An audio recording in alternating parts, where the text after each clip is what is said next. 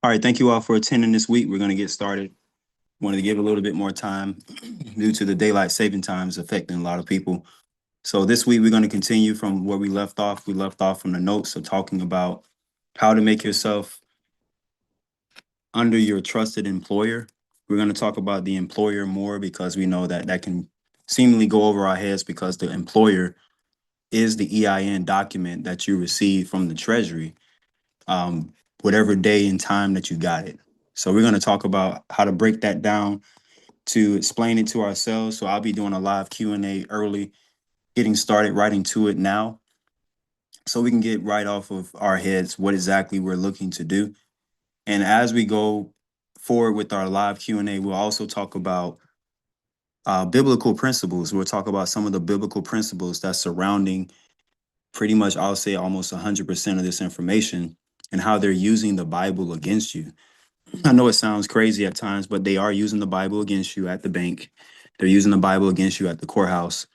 And they're also using the Bible against you whenever they're explaining to you about money. So I'll be explaining this today and giving you all some principles that you can use to deflect that and make sure that you're always on the correct side, which will say that you don't want to be listed or known as a debtor.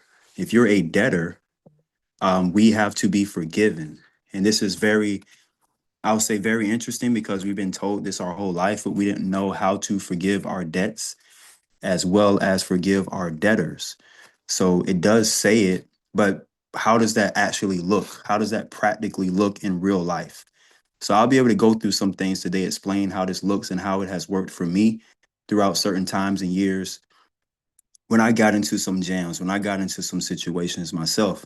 So everything is designed as a remedy to get us out of the situation that we're in currently or to avoid the situation that can pop up in our life in the future.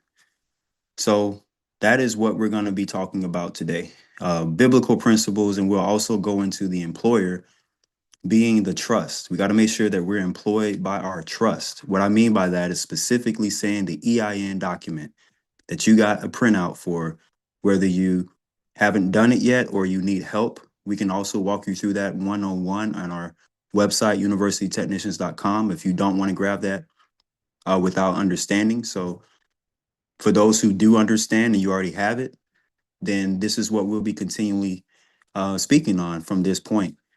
So I'll open up first for anyone that had any direct thoughts or questions or shares to get the ice broke on our Q&A session.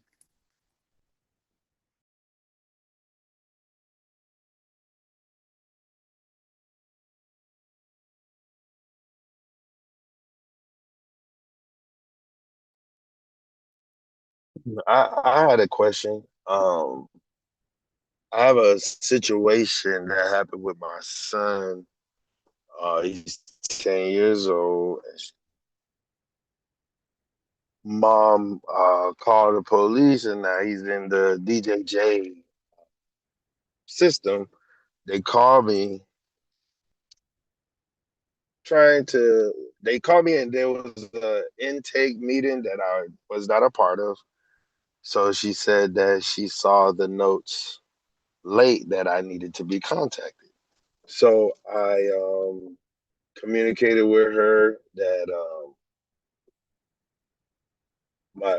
my son belongs to an estate, a revocable living trust, and that I'm the one that have the power of attorney, and I also have the documents, the power of attorney for the children. And I email it over so they can review the documents and then get back with me moving forward on what they need to do. The way that I just said it, there's something else I could have said or should have said, or I just did.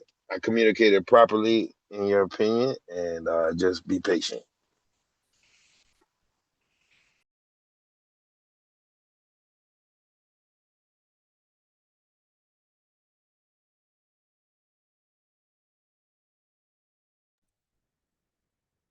Apologies for that. Yes. So just breaking down the situation, the one of the parents or the custodians, right?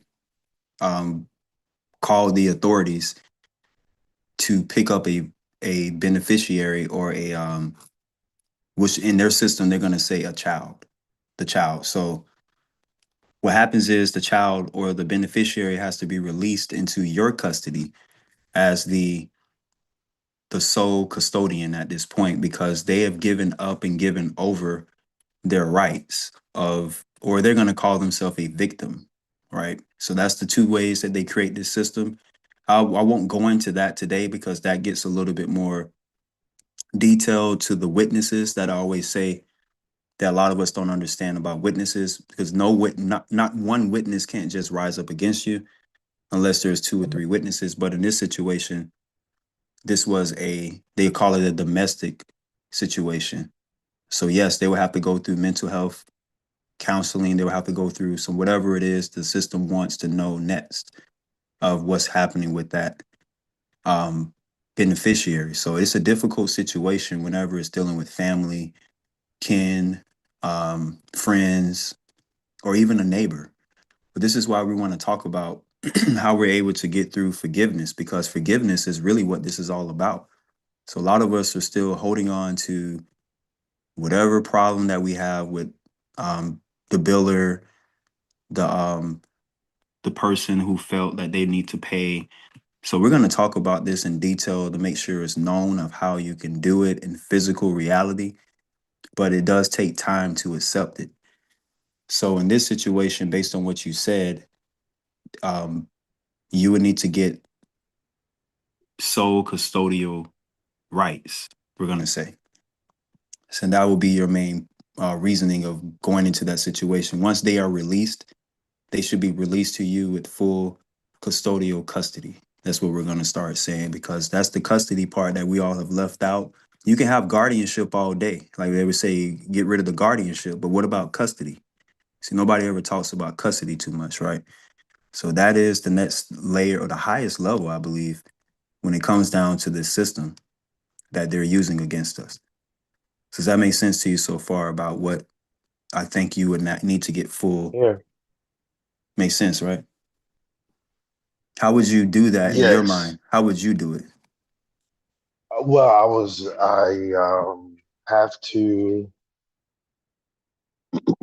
get get into court, wait till I get into court, and then with the family case, I would petition I have a revocable, I'm a trustee living under revocable living trust. I've already sent that letter in. I do have a date to get to court, and just stand on my position and allow them to follow the law.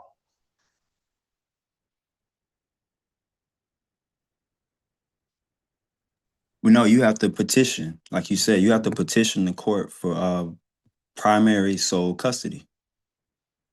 So you have to do a petition, supplemental petition for, I think they call it in our state, a parenting plan. So they have a parenting plan that has to be established through the court as an order for the court. And then once the parenting plan is established, then they're going to give you documents that show that you're the full custodial um, parent, they're going to call it. And I know that parent word sounds kind of interesting because we thought we were the parents, but we are not. We are not the parent technically. We are the mother and the father whenever it deals with the they'll say the child. That's why they created their words. They created children, they created child, they created a lot of stuff that we didn't know what that is, but that's why we got to use the words that they're using so we can overtake that with the power of attorney. That's why, like you said, you mentioned that. So that's great. You did send that in. So now you take power of attorney over the minors, and you basically that's the step. So yeah, it'll be a petition for a parent plan that you will have to get before the court. So the modification for the parenting plan, the petitioner should be the trust and not my name at the same time. No, you have to be the trustee. You have to show up as the sole proprietor. So at the petitioner, my name goes on that section and not the trust. You're the sole To proprietor. You have to put your name. You have to use your okay, social. okay, That's the part that a lot of us try to escape that, but the court only recognizes socials. They don't recognize us as a trust or an estate EIN. They don't use those in those courthouses on purpose. hmm So I want to make sure this is clear for those who have tried all these angles for 20 years and it never worked because they like to play games with you. They really don't have jurisdiction over trust EINs or estate EINs. They don't have jurisdiction over those. But they do have jurisdiction over the individual. So the way you just said it, right, is like if they don't have jurisdiction over the estate or the trust, uh, that's what we want to use. But you're saying to go in with the social, um, What I'm and saying is you allow. can't use the trust in their court, is what I'm saying, based on their case law. I don't You, understand the statement. I heard what you said, but you have to what you use say you have to use can't yourself use. as the sole proprietor. You got to use yourself as the social. Right. You're the trustee of the So revocable trust, right? right, So who's going to talk on behalf of the trust? right. Myself as a trustee. Exactly. You just said it. You as a trustee, right? Hmm But when they get us in the courthouse, most of us, we forget about all this trust stuff and we go in there as the hmm individual. You see what I'm saying? Right. They always, in some way, get you to become the individual. All of us. I did it before too one time. But then I realized, hey, I'm not the individual. I'm a trustee of a revocable living trust. That's all I'm saying. And that is a sole proprietor. That's what we've been showing for the last 6, 7 weeks is that, hey, make sure with all things, no matter what you do, I don't care what documents you got. You can have UCC financial statements. You can have a 9(8) trust. You can have the foreign trust. You can have the non-decedent letters, all that stuff. But the minute we speak as an individual, they pretty much just started it all over for all of us. So going into court as the sole proprietor, that's the starting off with not swearing in, Right. correct? Right, right. Yeah, And that's not important too. swearing in means you not even raising your right hand. Well, no, you just tell them when you raise your right hand that I cannot swear after Right. they ask you that question because they're going to wait till Okay. you respond, right? They're going to ask Right. you a question. Do you solemnly swear? Right. That's why we get into our biblical principles today because we already know how this goes. hmm It'd be cold up in the courthouse. You know, all that stuff be happening on purpose. Y'all think it'd be cold in there for no reason? Better go in there with a jacket on. I'm going to use the bathroom So a few times. what about this similar situation? Because I have child support now on a different saying they want to come in. I mean, want me to come in to recalculate or whatever finances or whatnot. It's the same. The It's the same trust is move. You the sole proprietor. You can't go in there as a trust. You got to right. go in as a sole proprietor. And then when they requesting these documents, I'm just telling them to go ahead and give me the W-9 that I requested with the You're not. letter. That's the That's thing. You're already on the that you're case. saying. You got to make it clear. You're petitioning for sole custody. I am here to get sole custody over my property or my beneficiaries. Okay. You see, it has nothing to do with all this um tax situation now. This is past taxes. This Mhm. is now they call it handling your business. This is now handling business now at this point.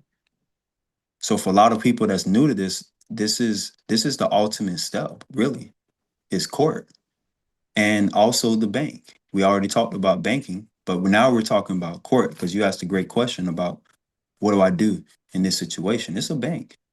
They're not going to tell you that, but it's the way you come correct with these ministers, these administrators that are there.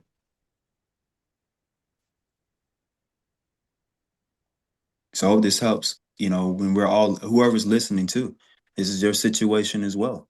Everybody's situation.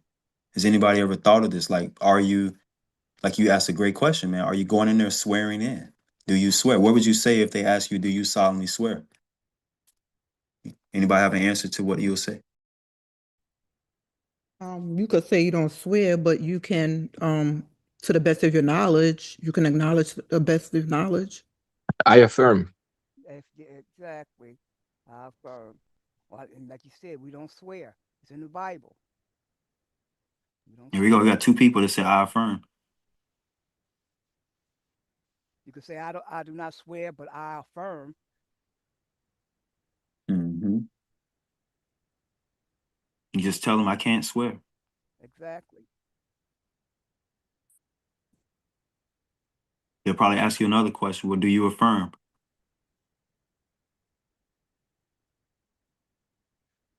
I know this is escaping a lot of people. This is the first time you're hearing this. This is probably why we lost the court case. And sometimes your attorney can enter in your swearing. Your matter of fact, your attorney. That's why I keep telling y'all, don't make sure you have power of attorney, because your attorney can swear you in too. Mm-hmm. That's right. The attorney can write it down on the paper and says, this person is, they'll even write your plea in for you. Yep. They'll enter a plea. It says enter a plea. Now, I'm not going criminal today. I'm just helping y'all with the base layer of how they're using these biblical principles against us at these courthouses and at the bank. Because it seems like to me, if you don't know what you're doing and know what to say and how to say it, they'll keep you in their jurisdiction. Use all that legalese to keep you in their jurisdiction. That's what we have to learn not to use, and learn to use the proper wording and saying. So we have to study this stuff and learn this stuff. It's new to Well, I'm all gonna of tell us. them to do this. Let me see if I can pull this up for y'all. I didn't think we would go into this part right here, but let me see if I can pull up what you're supposed to do, Mm-hmm. because a lot of this stuff may escape us at times when you think about the Yep. biblical principles. We're going to say specifically the biblical principles. Yep. Now, when you get to the part where you're dealing with them and, you know, they're going to use the Bible, just know for a fact. Like, you may think they're not. You could be an atheist. Doesn't matter if you're an atheist. They're still going to use the Bible, right? That's their job. Their job is to use the Bible against you in court, to find you as a debtor. That's what I'm going to talk about today. This goal is to find you as a debtor. So if you feel like you owe a debt or you're a debtor, they're looking for you. They're looking to see if you owe something. So let me go to the part where it says that you're not supposed to swear, where it says swear not at all. See, if y'all don't believe, if you say if you don't believe what he said, then it's hard to even win in their court. Let me see, swear not at all. Look at that right here. Matthew 5:34. But I say unto you, swear not at all, neither by heaven, for it is God's throne. Wow. Man, we're going biblical today, y'all. So it's going to get a little deep. So courthouses are very shaky. You got to stand firm at the court. I don't care if it's a mortgage case. It's the same thing. Any comments or questions on this part? Brother Raymond brought out to us about his situation. He opened up to his business that he's working on. He's handling his business now. And some of us may need to go handle our business too when we get to this point.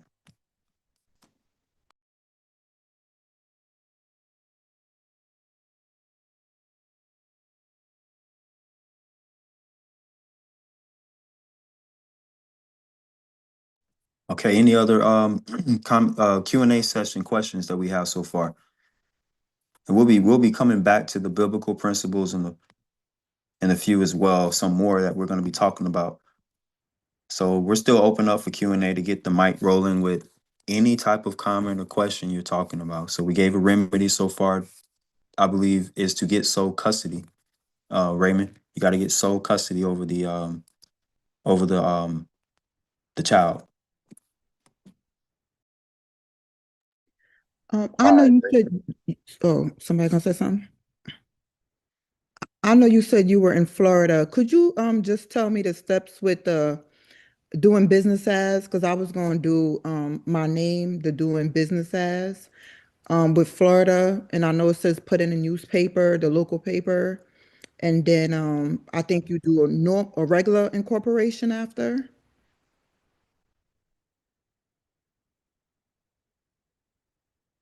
Okay, so let's go to it. Let's break it down. So your goal is to do business, right? Mm-hmm.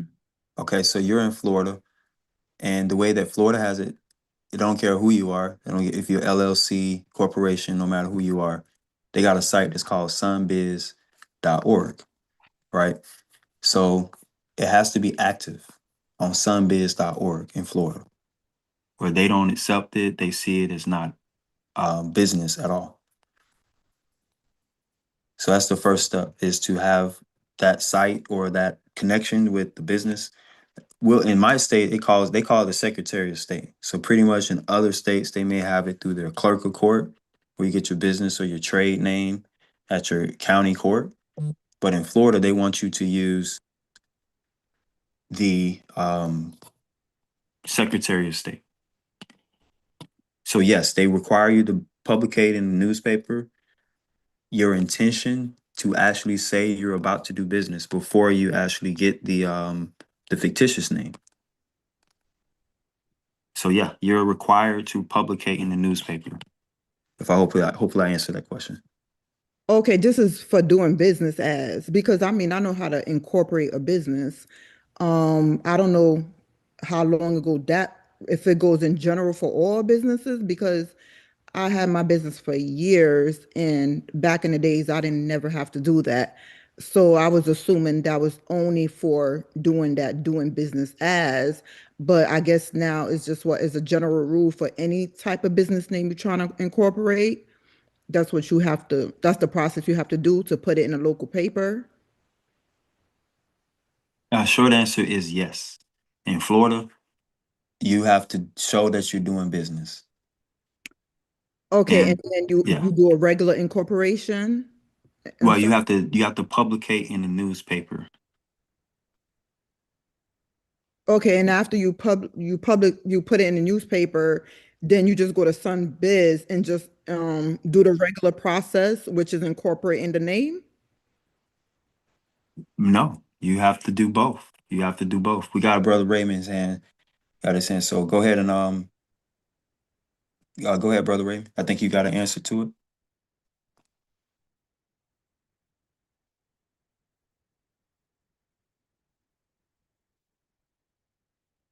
Go ahead. Okay, thank you back.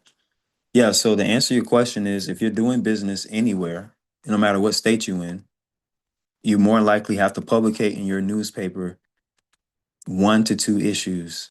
We like to say you have to do, we do the process where people go to Minnesota, but we're not going to talk about that today because we know that some people disagree with Minnesota. They don't know why you have to go to Minnesota.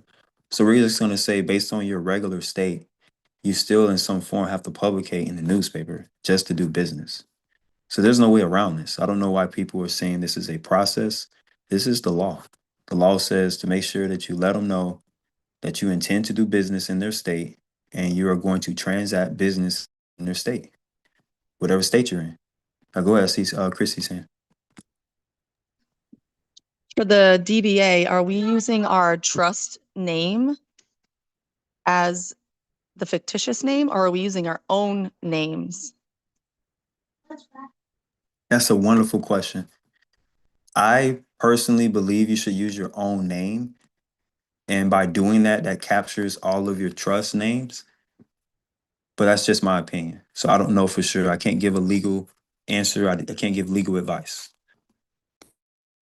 Would it not be the proper way to say in your notices, like a newspaper, that the trust is doing business under their own legal name and is operating that way, so that the trust is over the name and the name is the business?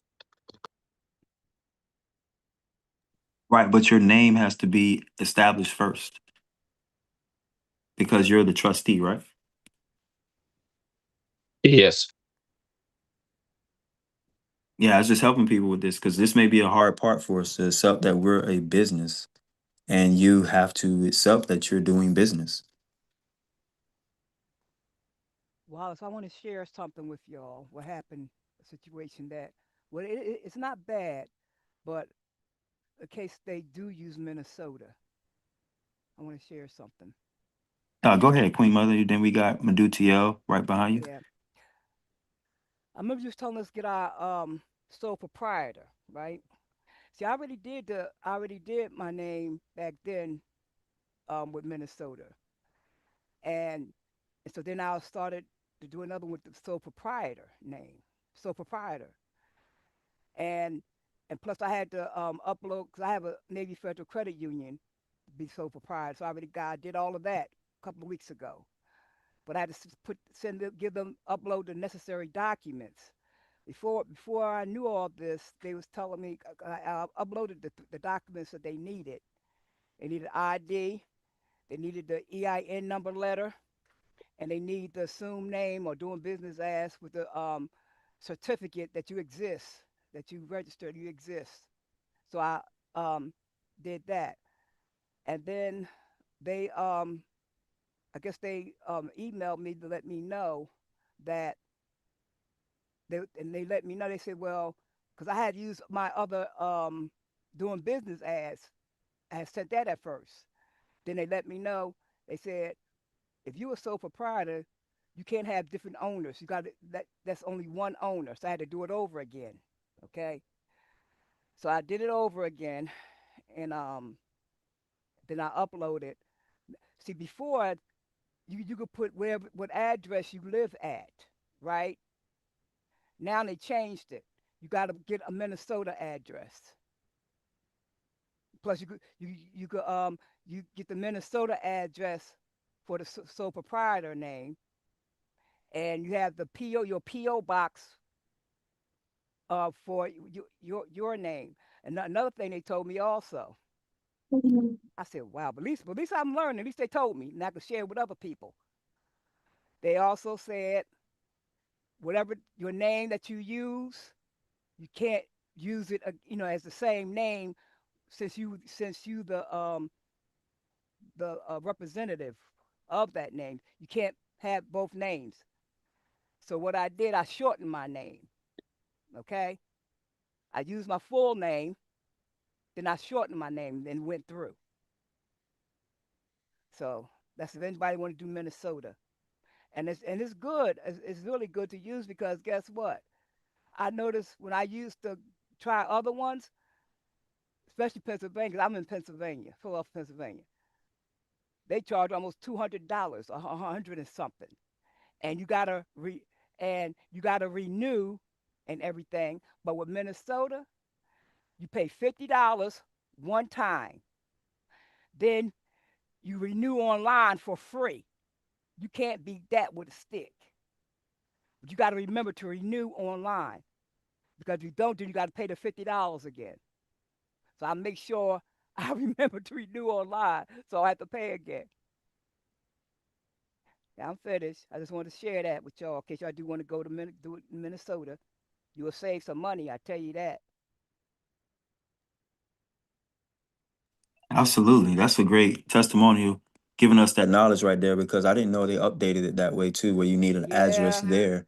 yeah, So a they lot of have things to are make. changing, y'all, since the new administration and Mm-hmm. presidency is coming in. They changing a whole lot of stuff, Wallace, y'all. Changing a whole lot of things. They really are, because a lot of people's doing it. That's what it is, I think. A lot of Hmm. people's doing things, and they changing up on us.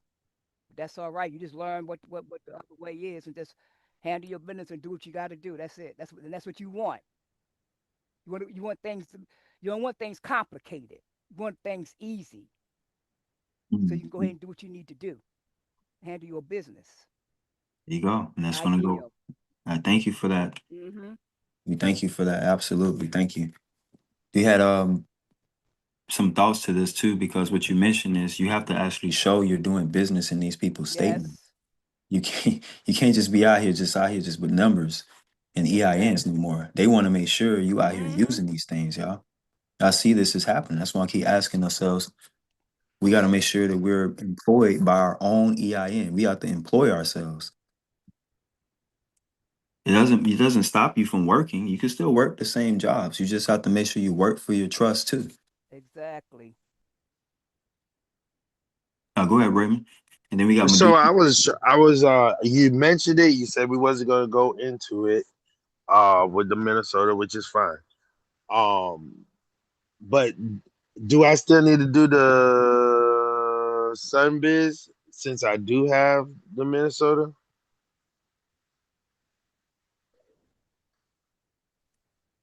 Correct. Yeah. If you're in any state, you got to have that to the state you're transacting business in, Okay. unless it's a specific type of corporation. But if you're doing a fictitious name, you want to go ahead and do it. If you're in that state physically, you want to go ahead and get the DBA. I hope that makes sense to anybody that's listening. All right. Like not if you're doing virtual business somewhere else, that's something else. That's not what we're talking about. Sorry, Wallace. I don't know. Maybe it doesn't fit right now, but can you maybe answer it? If you get a payoff sheet for a contract for the whole year, what time frame do you have to file it with the IRS in regards to 1099 forms? No, you're not required to file anything. They No, want you but to do it.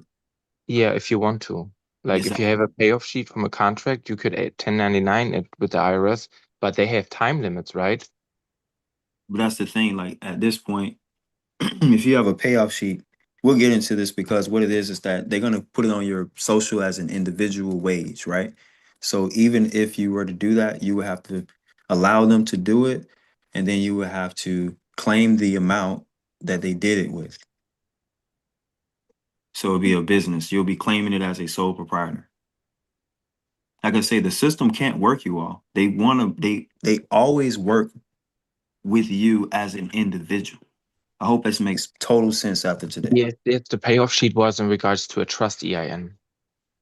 Yes, but still, even when you use the Even trust then? EIN, when you're using the trust EIN, you're still the trustee. That's what I said earlier. Ah, okay. Yeah, Okay. okay. I didn't You're know. as trustee, and you're using your social security card name and number as trustee, right? Now, don't use it as individual. That's all I keep telling people because it's a mind thing at this point. So if you go in there and you still go in there as individual, they're gonna mark you down as individual. If you go in there as well, I'm the trustee. I'm a sole proprietor. They're gonna mark you down as sole proprietor or trustee. Does Oh, that so add? what about filling it out and putting TTEE at the end on the Yes, documents? Does that matter? Okay. yes, that absolutely does matter. Every time you sign your name, even if it's an autograph, put TTEE at the end. Put trustee at the end. Right? So this is how you know for sure you're the trustee. Even if it's a court document, put trustee at the end. Probation. Every time you fill out probation, put trustee at the end when you fill out and sign the probation. The plea agreement, put trustee there. It's starting to make sense, y'all.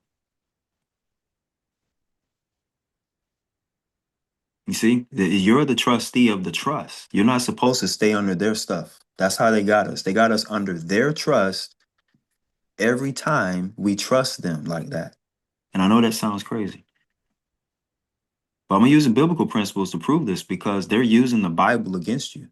They're not using it for you. They're using it against you. And they know they are. That's why they're not going to tell you. That's why they say, I can't give you legal advice. Right? They're like telling you, I'm not on your team when they say that every time.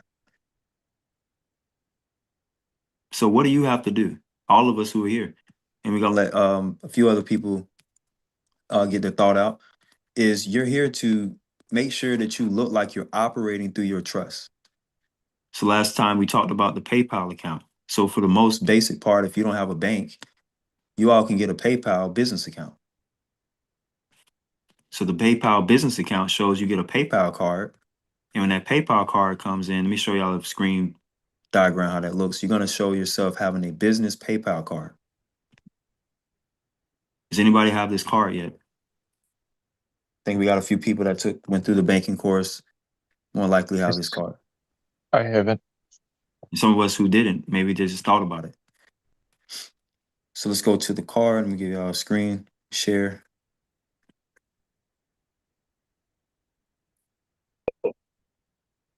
All right, so they tell you. I have it.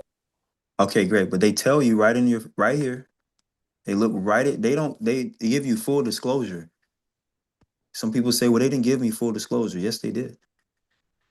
So they tell you choose personal or business right here.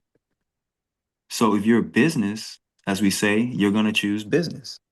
So when you go here, everything opens up only on this side. So don't open up anything on the personal side. This is all this right here. So do not open up it on the personal. That's the individual. Right? So open up the sole prop right here. So this is the social being used as the sole prop still. Then you go to the PayPal, you open the PayPal account, and you start off as what it is. They even got solopreneurs right here. Look at this. That's what they call them. So I'm gonna click on solopreneur just for a beginner.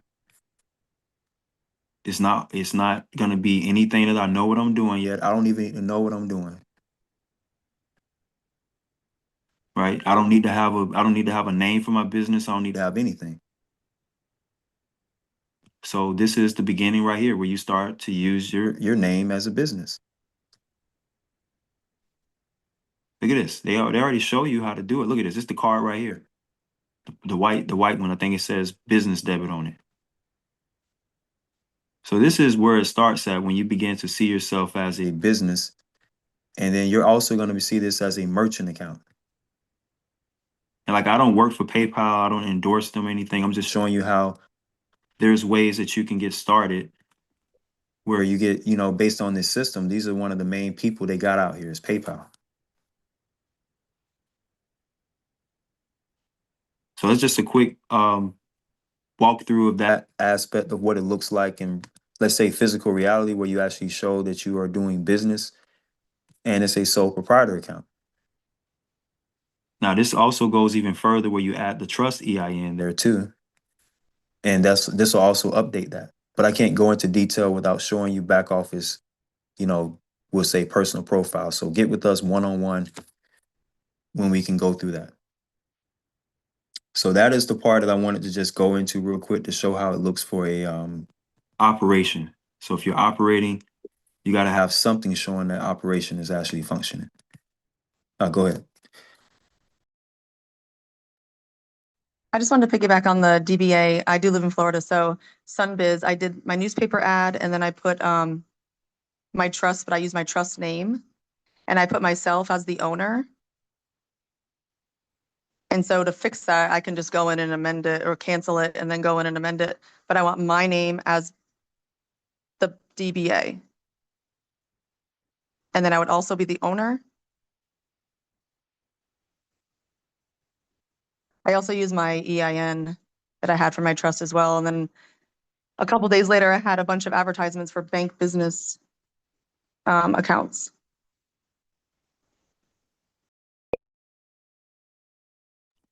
Right. So I heard a few things you mentioned, put your name there twice. Well, technically, if you want it to be, it's your trust that owns your name now, because your name is put under the property of the trust. So we actually would rather you have your trust on your name. That's just a layer there, just to help with that part. So it would be my trust name as the owner, and the company would be my name. Well, it's not. It's just a fictitious name. When you say my name, that's the name that's on the government documents. It's a fictitious name. Oh, got you. Yes. Makes sense, right? So Thank you. all of the birth documents, you got your ID cards. It's another the social security card. Okay, so I want to go into this. I just thought of this as you all were talking about the business. So where am I getting this from? According to what they're using against you, when they use the Bible, right? So they're using the Bible. Just imagine this has nothing to do with religion. This has nothing to do with church. This is outside in the public now. This is at the courthouse and this is at the bank. So now when you think about this, this is why you see these words where they say Jesus or Yeshua was saying as a response to people. What is he talking about? He said unto them, how is it that ye sought me? Wist ye not that I must be about my father's business? Now, what is he talking about? Why is he talking about his father's business? Because the father's business is passed on to the son, right? And that is a trust. So when you get into the revocable trust, the beneficiaries are in the trust or the trustees. So when you see this father's business, this is you maintaining this continued business according to what they're seeing it as, whether you agree to it or not. Right? So they see you all in court or they see you at the bank, they're here to ask you questions and to see what side you're on, to see if you're on the individual side or if you're on the business. So that's why I like to show the diagram to it, because yes, you can say you have an LLC or a corporation or all these things, although they still, for some reason, I don't know why, they still, for some reason, bring you in as an individual. That's what they do with the corporation. Even the whatever, I don't know which one they say you file it on your taxes. You put your corporation on your taxes. So we can't go into deep layers of this today, but I just wanted to show you where you see some of the biblical principles happening, where you're actually able to see some of these words that are popping up that they're using in the Bible.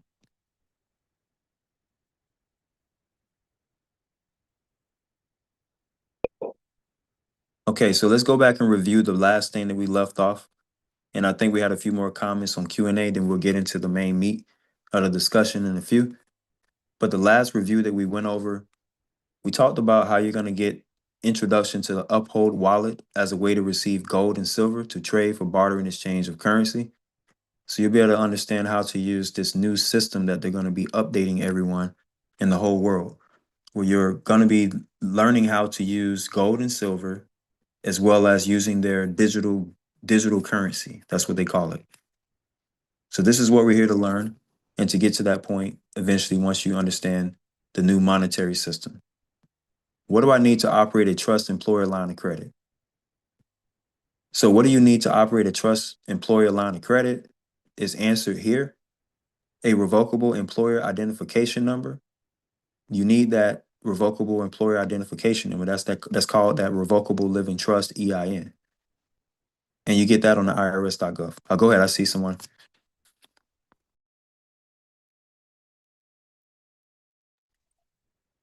Okay, I didn't know if you're gonna say.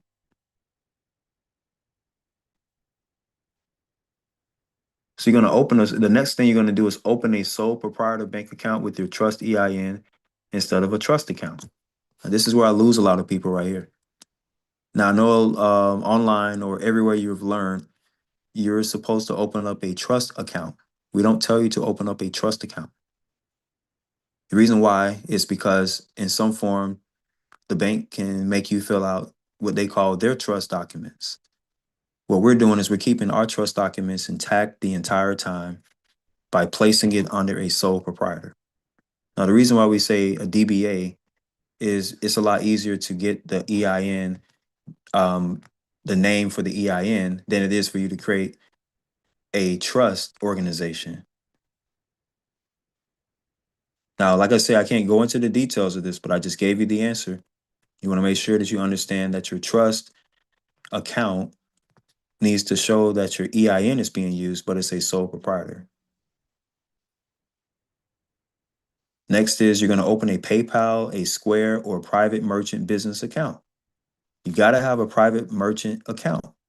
There's no way to do business out here with these people if you don't have a private account. Now, the reason I said PayPal, Square, or private merchant business accounts because you know, you don't need a bank to do this. This is where you start. So there's no bank. Right? The card, the money shows up right on that card. You can use that money to pay your bill.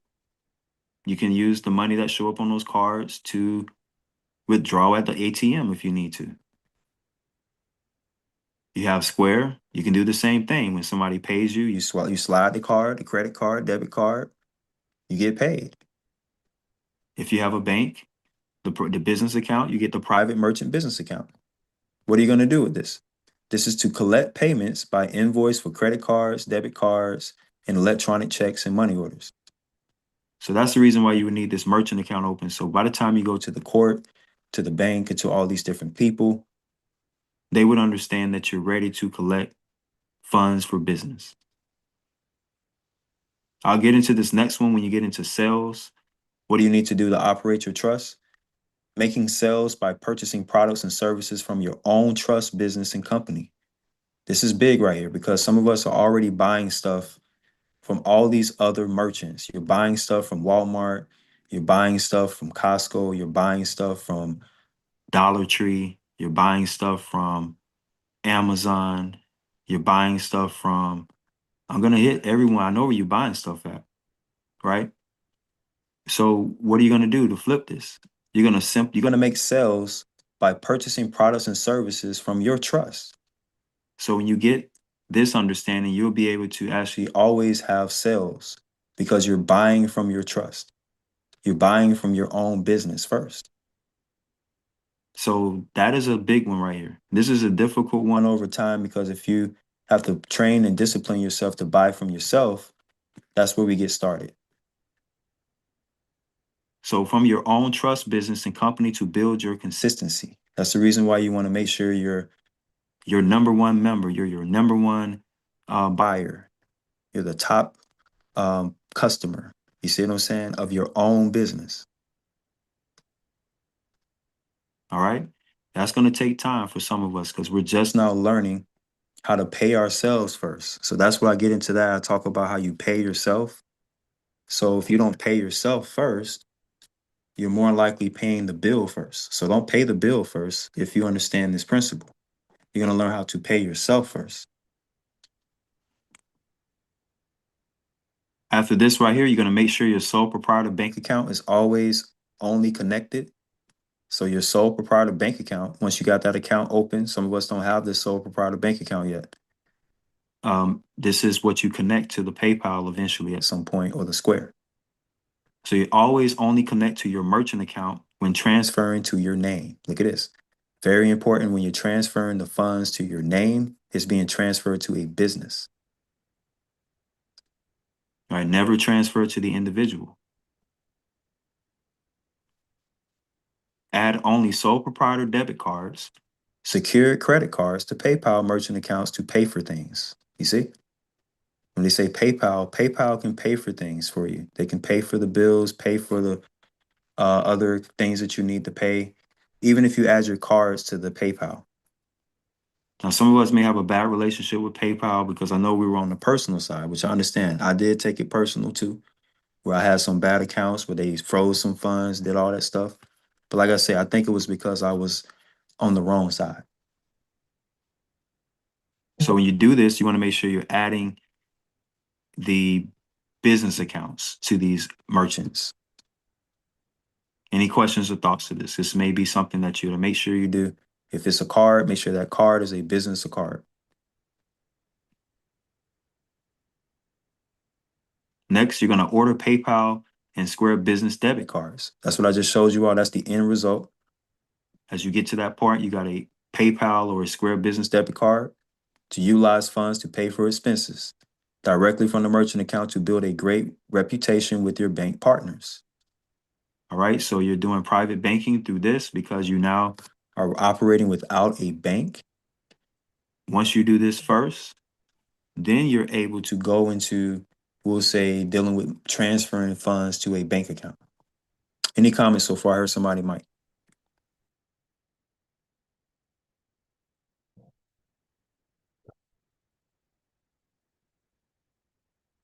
All right, let's keep going. Next, you're going to create a business email directly connected to your own domain. This is where I lose a lot of people right here. You have to create your own domain. Like I said earlier, if you do this with the name, you make yourself, you're doing business, you create a business email with your name. The best practice is to use your first name at your domain.com. All right, so it'll be your name at your domain.com, whatever that is. You want to create your own domain. All right, so all your publications, all your public notices, everything that you want to say, you want to give out to the public or in the private is going to be on your own domain. Go ahead. I see you, Mehduty. I see you. Oh. Oh, Bobby, I see you. I see you as well. Can I start? Yeah. I don't see anybody saying anything. I see your mic. Go ahead. Yeah, okay. I just wanted to know, you talked about the own domain, and the own domain can also be used at university technician, right? Does everybody has no restrictions? They could just start and create their own website on university technician? Oh, yes. In University Technicians, we help you with the IT and the back office of how you can manage your domain, right? But you're going to learn how to create this yourself. Once you get to this easy part, you get to us, we help you manage it. Okay, so we could not like right away, right now, start going in university technician and create your own domain. Domain would be connected to assistants. You could not do it by yourself, just creating your own website. Yeah, we can create a website for you. We can create a subscription for you too. The same, maybe like 24 to 48 hours. No matter what type of site you need, we can get it ready for you. Yes, I just was talking about something so that you can, like, you create your paper account, they ask you for a website, or other institutions ask you for a website, and you could just give them the URL from University Technician where you create your own, your own site where you just upload your documents and so that Oh they yeah, see are the you asking? business. Oh, I see what you're asking. Do we give you a page? We give Yeah. you a page Okay. once you get to a certain business member Ah, account. okay. We'll get you your own page for your business, such as your trust, right? But I'm Yeah. breaking down. This is what you're gonna Okay. put on your page. You're still gonna need your own domain or your name at your Website. own email, right? Mm-hmm. They're going to So ask you all only, these questions. At the bank, they are probably already asked you, do you have a website? Do you have yeah. an email, right? So, but if we want to create our own domain that is that you talk about there about the own domain, it's the own website. It's not only the email address, it's the website or Mm-hmm. It's correct. It's your address of okay. where you are in the web space, they're going to say. I see. Yes, okay. Okay. Yeah, I don't Makes have that. sense? Yeah, but it should be easy, right? You can just use AI. So I mean there are so many tools that you can use to create your own website. Yeah. Right. Well, I'm not asking you to create your own website. I ask you to create your domain. You see, you got to break Yeah. them What's down. the difference? Sorry, did I That's ask, what but I don't know.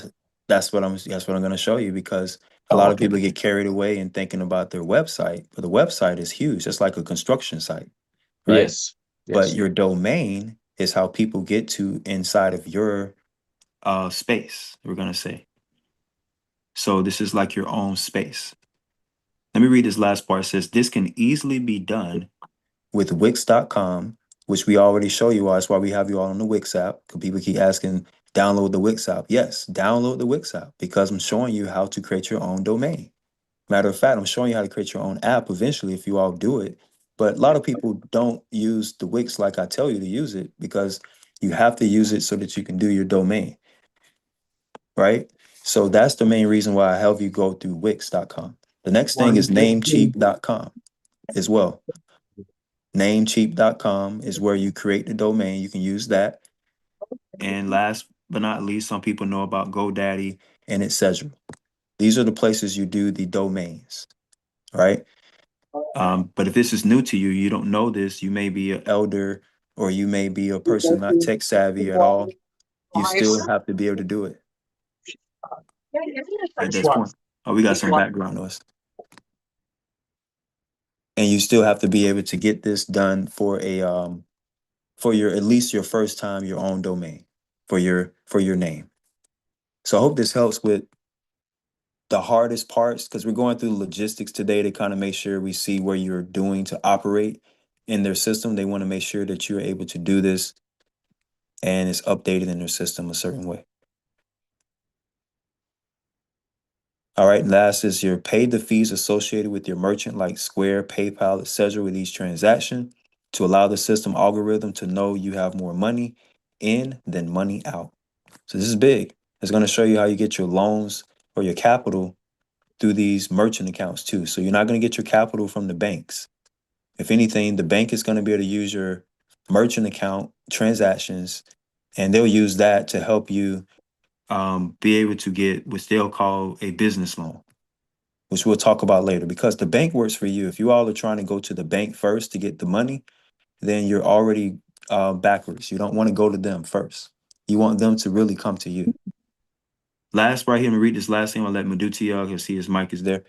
Is last, apply for a line of credit and the system will determine the amount approval within minutes with only a trust EIN. Okay, so I said specifically only the trust EIN and your sole proprietorship social security number listed on your profile. No personal or business credit will be pulled. That means that they're not going to pull any credit such as your FICO score or your 720 credit score, all this extra stuff people keep working on. They don't pull any of that. They don't pull business credit either from Duns and Bradstreet or anything. So you're going to be able to learn how to monetize yourself through cash flow, through your trust. You want to make sure you use the trust EIN specifically and the sole proprietorship social security number. Don't use LLC EINs. Don't use S Corp EINs. Don't use sole proprietor EINs. We didn't say that. It's your sole proprietorship social security number. All right? Making sure this is known because we see this works. This has been working for the last 2-3 years, and we've tested this out. So I just wanted to make sure I got through all of that for our review. And we're going to get into more details in a little bit. Go ahead, Mehduty. I see your hand. Okay, now with Minnesota, because Michigan don't have the age of majority. I mean, you could do the DBA in Michigan, but Michigan don't have the age of majority. And I'm worried about trying to get a PO box from the information the young lady gave earlier.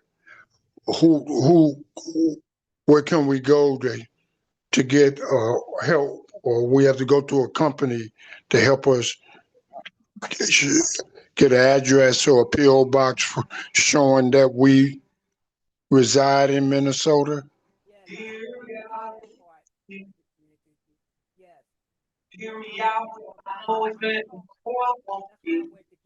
Hello? You can just Queen get a Mother, registered we can't agent. hear you. You can We get a can't hear you, registered Queen Mother. I agent. think we was talking. She was saying something, but we couldn't hear her say. I It seemed can't like hear your mic is very anything. low.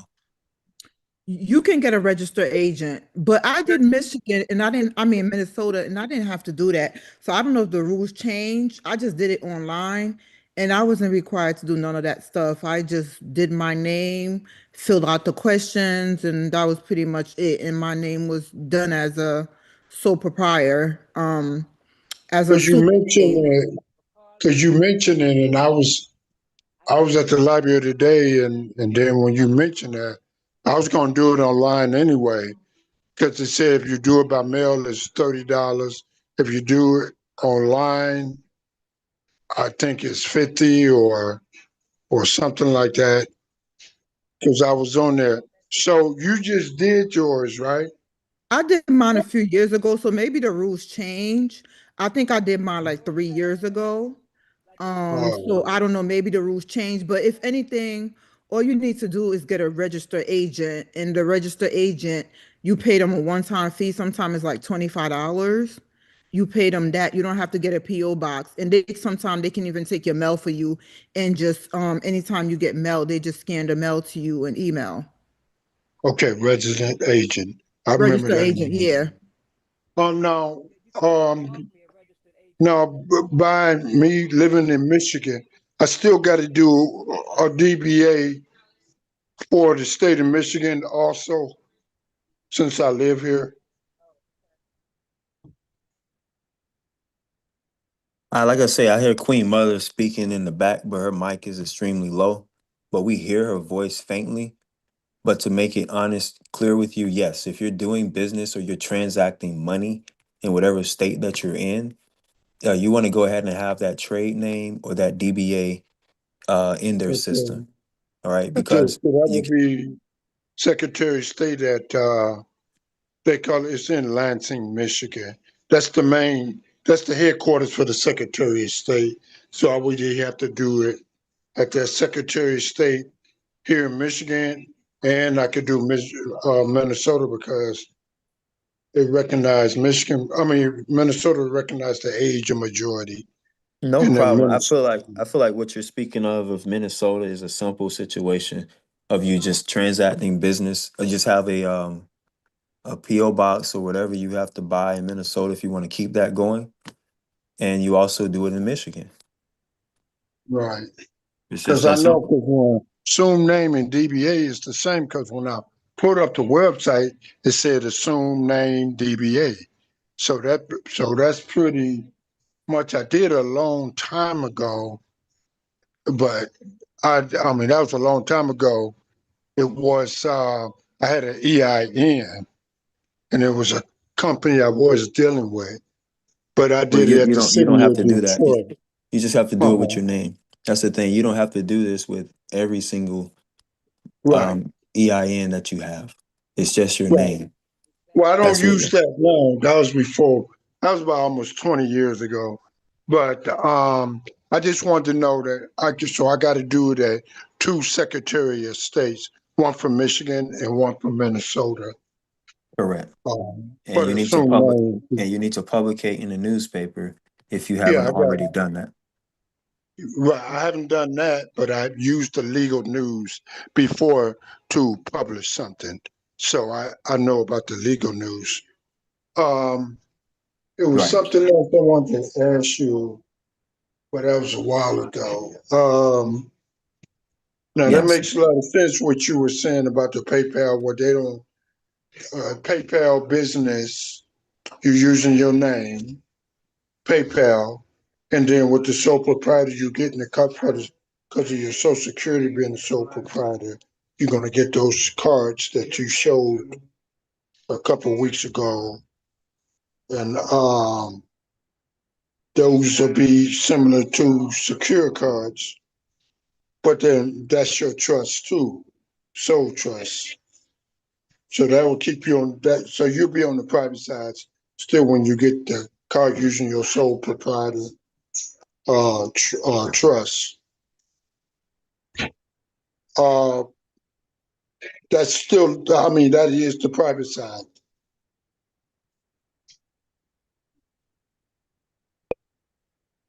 Yeah, that's correct. Your private banking because you're living without the bank. Right.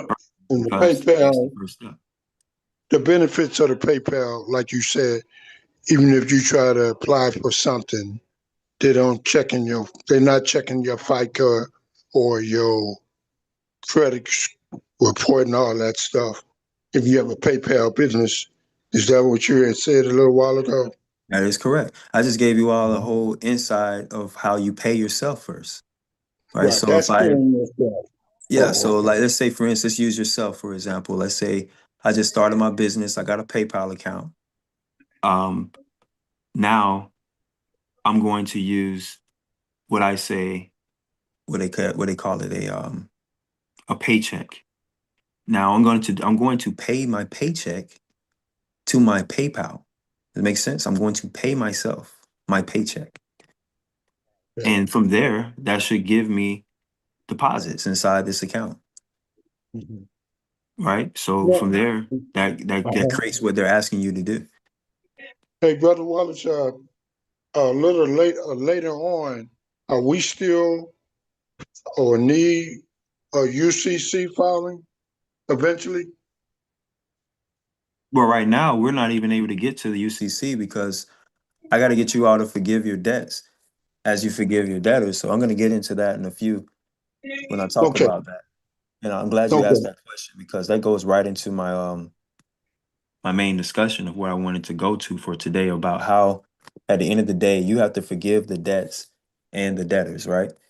And how do we Yes. do that? This is a physical thing. You have to physically deposit the funds and physically make the payments. Does Yeah, that to make pay sense? you. Yeah, that makes sense because if to be able to use the 1099B or A, you have to be the payer. Hmm. Right. You got to be the payer. You can't be out here trying Yeah. to get out of the payments. You can't be out here trying to get out of the situation that needs So to be paid off. the situation with filing the 2025, I'm not going to dwell on that. It won't let me do the e-file anyway. For some reason, they want me to mail it, and but they're using something that the 6-digit number. So I went to ID.me. I found the 6-digit number. I went to the miscellaneous. I went to the miscellaneous personal part of the software, and I was able to put the 6-digit number on there instead of creating a 5-digit. Now they're trying to use the 1099R, which came from the retirement or the 401k. They're saying the number, the EIN number that they put on there is not matching their system.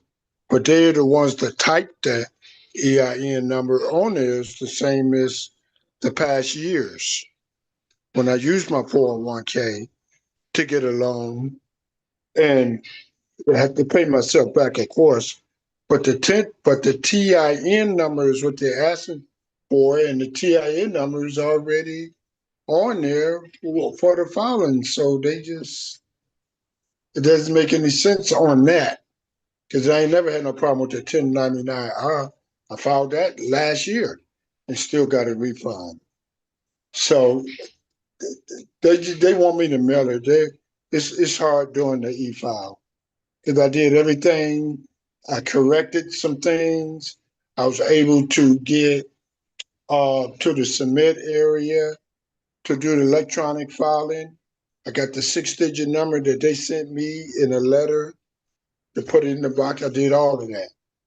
So I'm gonna just go here and mail it because I tried to do one more time that they said fix this, fix that, but it looks like I'm still gonna have to mail it, and it's just 2025.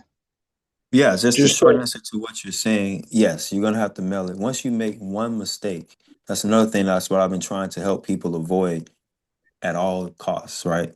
Is to make a mhm. mistake. And this is why we do one-on-ones to make sure we look at what you're doing before you turn it in.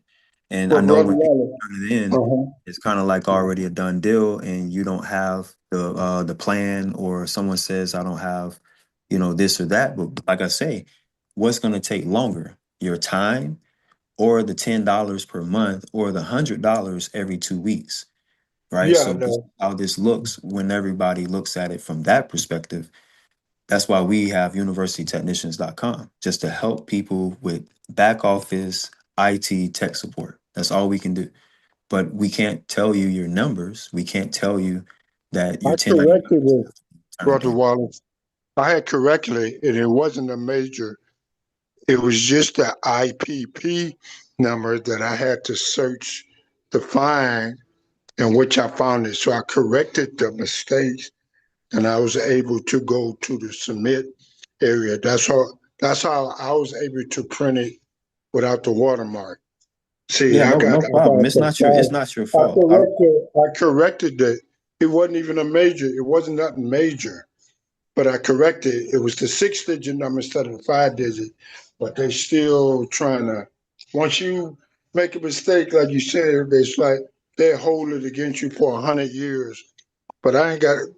That's how they are. So I'm gonna go Yeah, ahead and just exactly. mail it Yes, just for certified mail. this year, 2025, that's what It's you'll have fine. to do. Because they don't know who tried to turn it in their mind, like they don't know if it was you. Just to kind of get you past that for I 2025. didn't verify 5 times. Went to the office. I didn't verify because I was able to find the 6-digit number that just happened to be on the website ID.me, / I said, yeah, the number is right here. But they say, yeah, okay, well, you could put it in the box. But it's like they want you to be really perfect. Yes, But that's where we about to. nobody's perfect. That's exactly what I'm trying to tell y'all. Wallace, can They you hear me? want, Oh yes, we hear you now, Queen Mother. Hear me Yeah, now? go ahead. Okay. I know you had PayPal up there. I want to ask a question about that before you move on.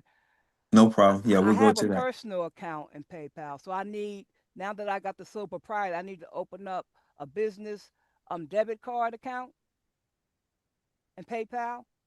Mm-hmm. You need to Okay. open up a business PayPal. A Everyone, PayPal. Okay. A yeah, if business you're doing PayPal. business, you need the Okay. card. Matter of fact, you need Okay. the card Okay. in your hand. Okay. So that'd be my next step. Okay then. That's Yeah, what I so I wanted to just want know. to I make wanted to sure make everyone sure understands. that. Yeah, I wanted to make sure that'll be what I have to do. Okay. Brother Wallace, can you maybe elaborate what you see as the purpose with the paper account? Well, I just showed you, you're not using the bank, right? Yes, correct. You don't use the credit system, the FICO score system. You don't need the So, Duns and Bradstreet number either. so the purpose you would say are for the payments of the business, or Yes, your merchant. It's you. It's your poor merchant, right? okay. You're paying yourself, the poor merchant, the poor, because we're poor. We don't have any money. So you pay yourself first.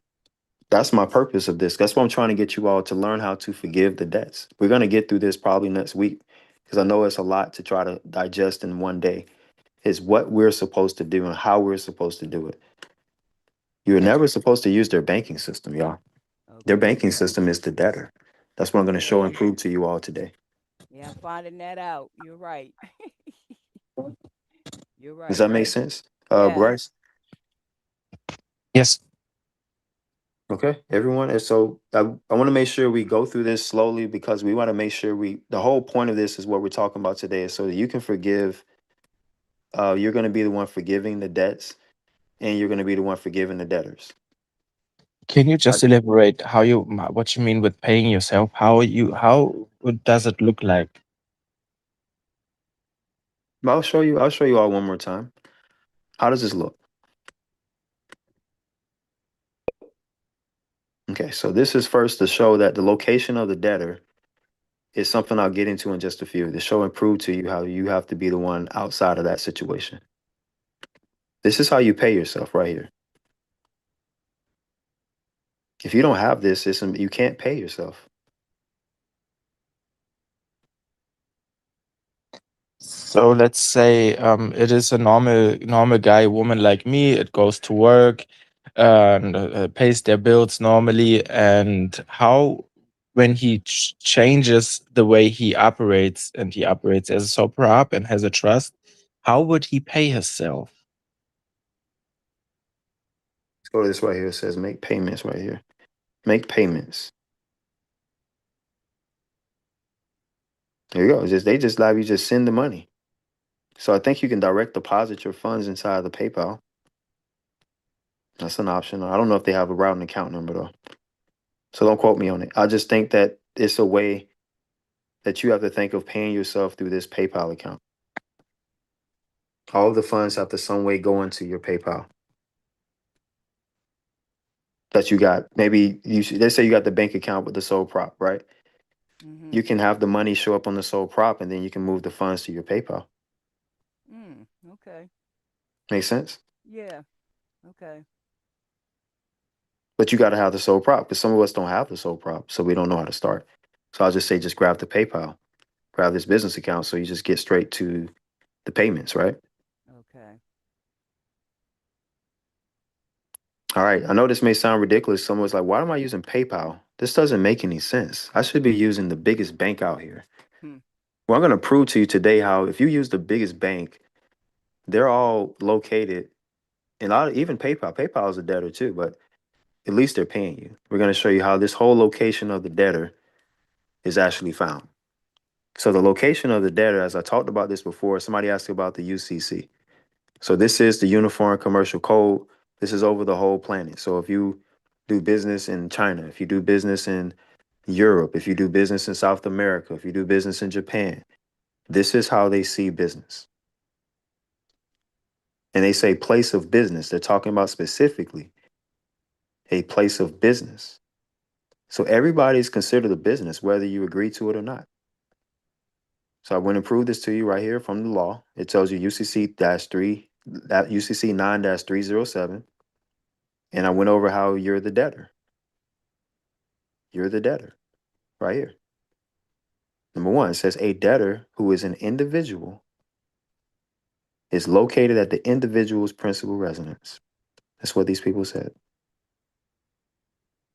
A debtor. What else is a debtor? A debtor that is an organization that has only one place of business is located at its place of business. Pretty straightforward, right? Yep.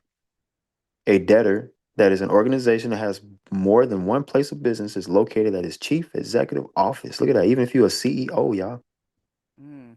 you're a debtor if you're a CEO.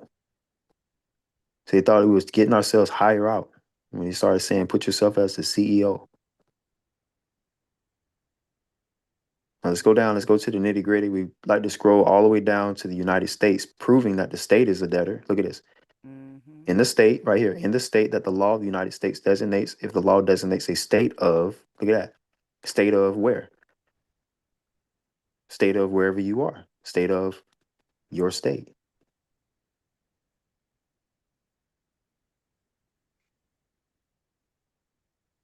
Next is 3. In the District of Columbia. Where's that at? Anybody know where this is? In the District of Washington? Columbia. Outside of Washington? Washington. Mm-hmm. Washington, D.C., right? Yep. Let's scroll down a little further. Mm-hmm. H, location of United States. United States. The United States is located in where? District of The Columbia. District of Columbia. Mm-hmm. Let's go a little further for you all. Let's make sure we know your bank is also a debtor. So for those who grab the banks, we're going to show and prove that you still got to forgive the bank. The bank is also a debtor. All right. So it shows right here the location of a foreign bank branch or agency. So all of these banks located are foreign anyway. They're foreign banks. So when y'all put your money in these banks, they're foreign banks. They're foreign. They're not even here. A branch or agency of a bank that is not organized under the law of the United States or a state is located in the state in which the branch or agency is licensed. Mm. If all branches and agencies of the bank are licensed in only one state. So we just got your branches of the banks. It's all located as a debtor. Mm-hmm. Like I said, I'm reading everything that you can find as the location of a debtor, according to the law. So what they're saying the law is. The law is the debtor. So what are we doing? We're coming out of the debtor. We're coming out of being a debtor. And how do you do this? You have to forgive the debts.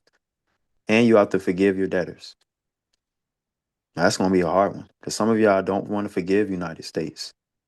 You don't want to forgive the corporation that you owe the money to, or they say you owe some money.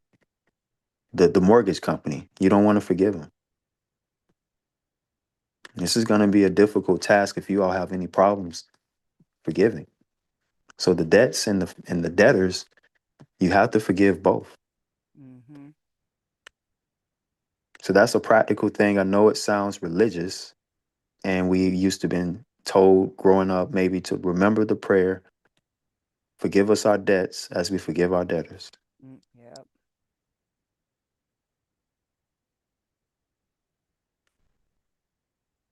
So that's what we're here today.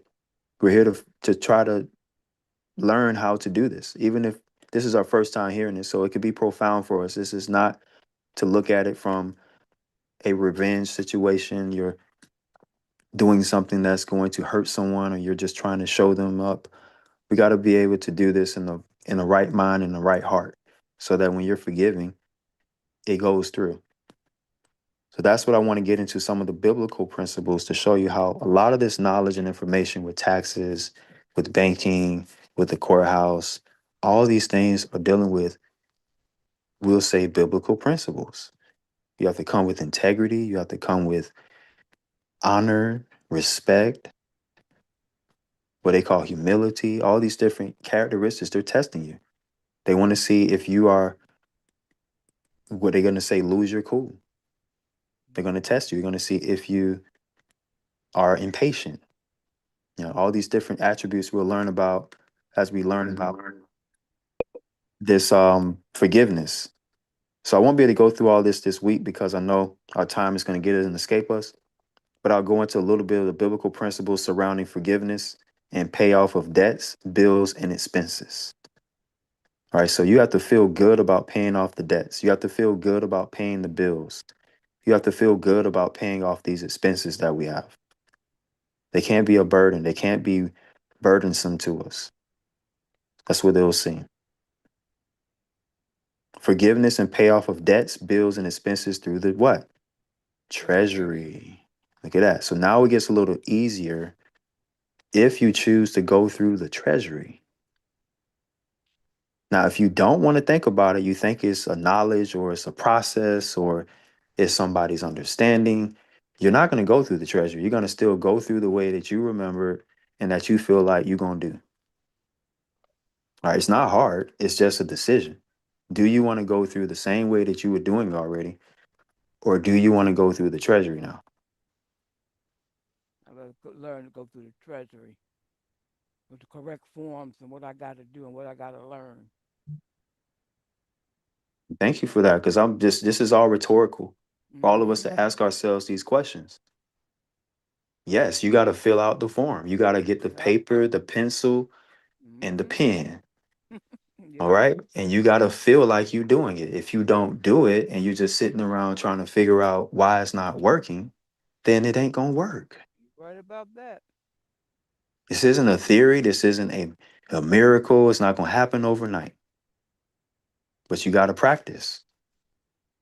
What it is, we've been conditioned and indoctrinated from birth to adulthood so they can condition us to still be debtors.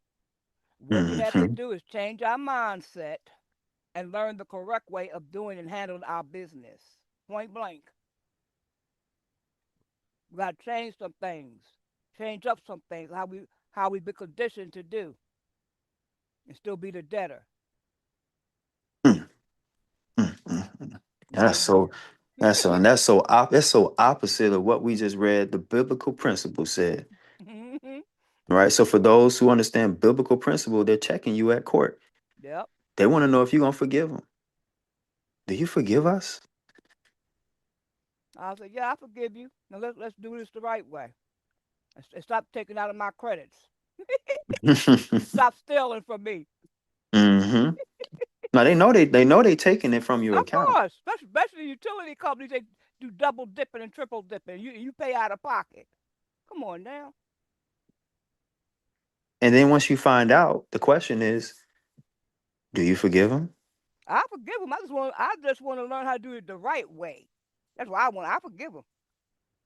But I want to be able to get into my own credits also, not just them, to enrich themselves. What about me? What about us, the people? Hmm. We just have to change our mindset and learn this, Wallace. That's what we have to do. All right, we're gonna show it. We're We've been gonna show it today. conditioned. We've been conditioned. We've been indoctrinated. That's true. Now we gotta get away from that. We gotta learn the right way of doing things, the biblical way of doing things. That's right. The biblical way, because they're using the Exactly. Bible. They're using the Bible against you all at the bank. You're right. They're using the Bible against you at the courthouse. Mm-hmm. They're not using it for you. Just want to make Nope. sure y'all know this. They The sure ain't. police, when they pull you over, they're using the Bible against you. They want to see if you're gonna keep your cool. Are you Mm-hmm. impatient with them? Do you hate them? Are you gonna forgive them? Look at that. See how deep we're going? We're going all Yep. the way. Do you forgive them? This may be hard for some of us. So we're going to discuss these biblical principles used to understand money and banking used in world financial institutions. Hmm? So they're using these world financial institutions against you, but you're not keeping them in check because you're not coming from the treasury. You're under Exactly. their institution first, so they Hmm. have full power and knowledge and understanding because you're You're under right. them. You're right. Like scripture said, we got to come out from underneath them and be ye Hmm. separate. That's right. That's that biblical principle. You Yes, saying it it? is a biblical principle. Be ye separate from them. Don't be in Exactly. the same position as they are. Come out of Exactly. them. The world financial institutions, that's who they are. Hmm. Now, how do you get forgiveness? Because they'll say, well, they're supposed to do it. How do we get forgiveness? By forgiving debtors? The 1099-C? It's a question. Yeah, because the 1099-C cancels the debt. Now, ask this question, y'all. How can they forgive the debt? By They don't writing know it how off. to. No, They don't you're know how right. to forgive it. How do they forgive it?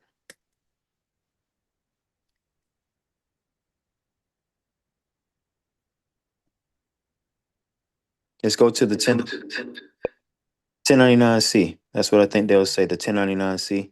Hmm. So let's go to the IRS form. Let's see what they talk about, the 1099-C. Now, how many of us in our life have ever heard of a 1099-C? I have. Do you know that the 1099-C cancels the debt? Yes, and seem like I did all these forms 2 years ago, 2020, 2019. Like I said, evidently, I said everything I was doing something wrong because whoever was telling us didn't give everything that we had to do and send with it, giving us bits and pieces. But now I'm learning the right way through you and other people, the correct way. Well, this is the good thing is you're learning it now, right? You're right. Well, that's what That this somebody else is this is told me. this is where we are. That's what You're somebody learning else it told me now. the same thing. Somebody Okay. said the same thing. They said, well, you had to learn. I said, yeah, but dag, that's a lot of work. But that's all right, though. I learned. Now I'm really learning what to do the correct way. Mm-hmm. I said, no wonder nothing ain't happened. Okay. But I need to Okay. put So other forms with it and do other things to have things set up the correct way. You see? that's But I'm right. doing it now. And then you need to have the tax return form, tax return file that will they'll tell you about too. Hmm. So this is the reason why the position is important for us because you all see they have the position showing for you. For those who have the debts, we're not saying that you're still not going to pay. You still got to go ahead and put the 1099-B in too. Just for those who are just doing one, you got to do them all at this Yeah. point. If it's a debt, you got to cancel the debt and you got to forgive the debt. So this is a 1099-C. So who's the debtor right here?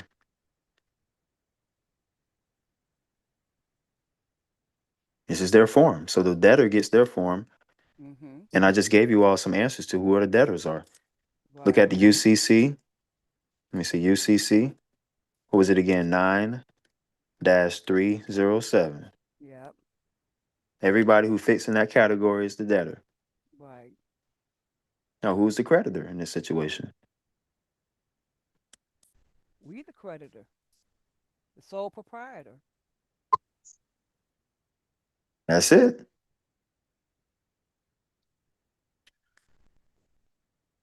Hmm. Now you are the sole. What is it? The sole trustee. Yeah. Let me type this in for you all. Okay. Appreciate that. Sole trustee. Okay. What's the debtor's name? The You can put bank the or bank. yeah, There you whoever go. you paying. Whoever you, yeah. There you go. Most of us dealing with paying this bank, aren't we? Hmm. Let me get y'all even better.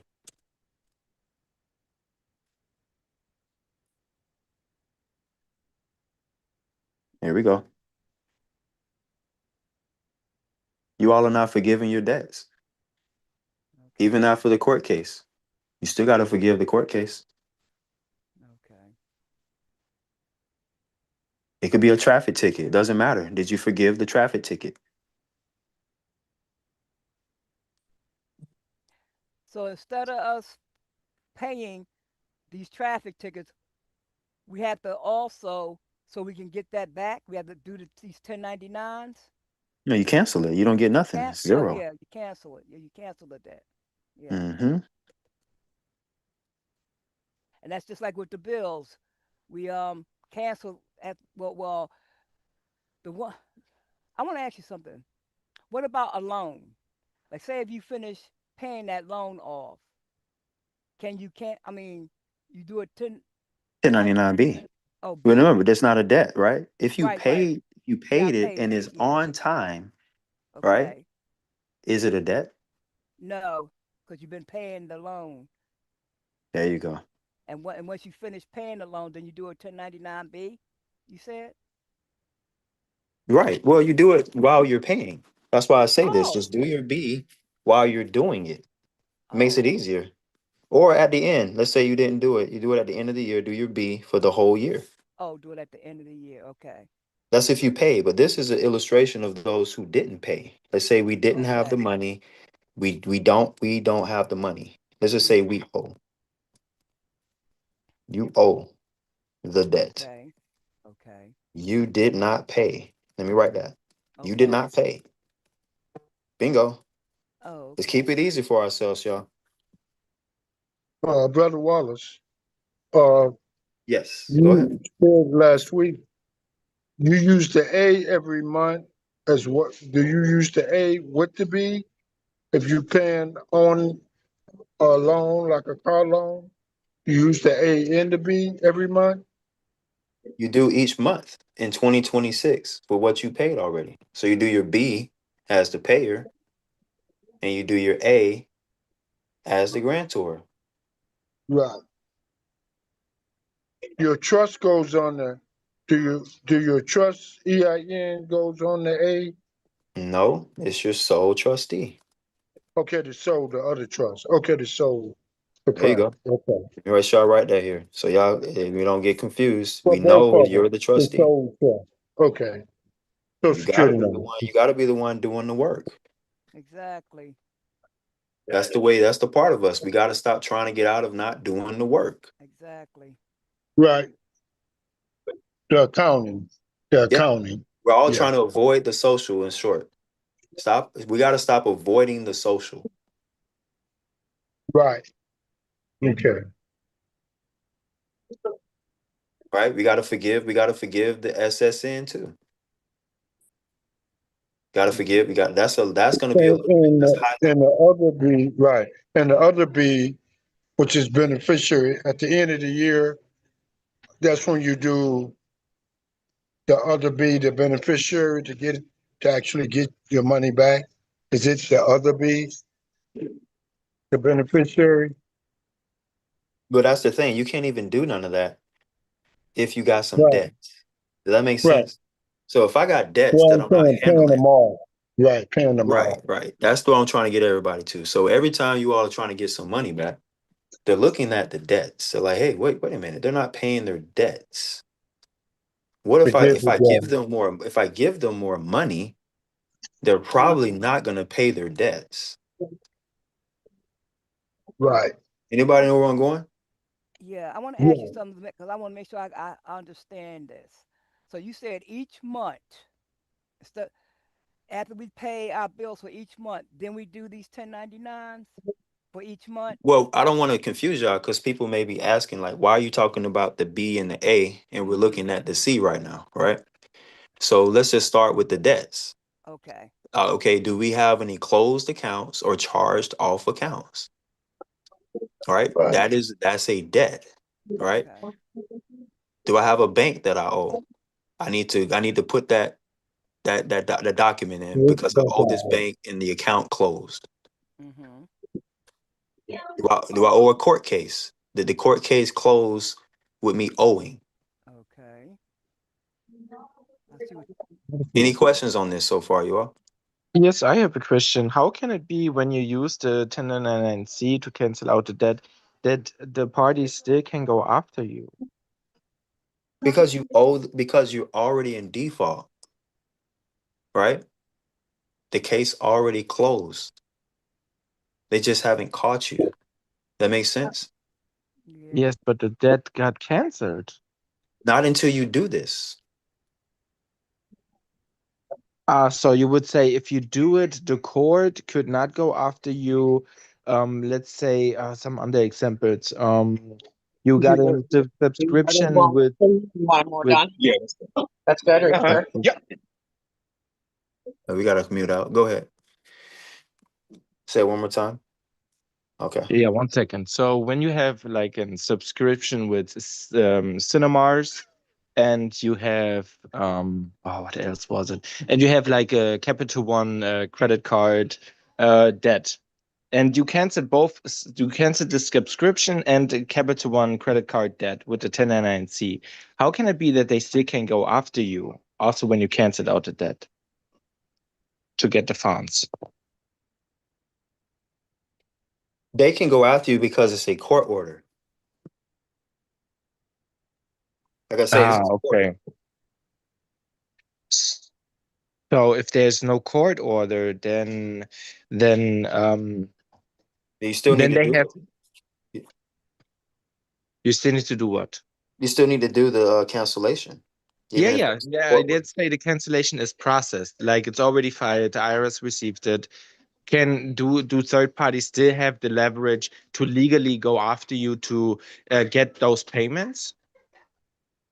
Not necessarily if you are, well, we say you're canceling the debt, right? You're going to go through and you're going to fill out the information, but it's still going to show on your account because they're not canceling it for you because you have to forgive them, right? Yeah, and that's the case. Like on their books, you still have those defaults. So how would this how yeah how would one stop it? Like how would one balance their books? Because you would default it with them, but with the IRS it's canceled. So how is this yeah how It's a private matter. At that point, you settle out of uh, your yeah, so you would need to write notices, inform them about the cancellation. Let's go to a biblical principle to answer that question. Okay, I see. All right, so let me give you all a biblical principle behind that because if you are dealing with them still, they want you to settle with them. You have to settle with your debtor, right? So you have to agree with them. You got to make an agreement. See, right? You got to make an agreement. So one of your biblical principles right here is scroll down right here. Proverbs, let's go to Proverbs 22:26. Proverbs 22:26. It says, "Be not thou one of them that strike hands, or of them that are sureties for debts." Sureties for debts. What does that mean? Anybody know what a surety for a debt is? The one that's going to be responsible for the debt. The one There that's you go. staying in his stead. That's it. So the individual stands now individually responsible for the debt.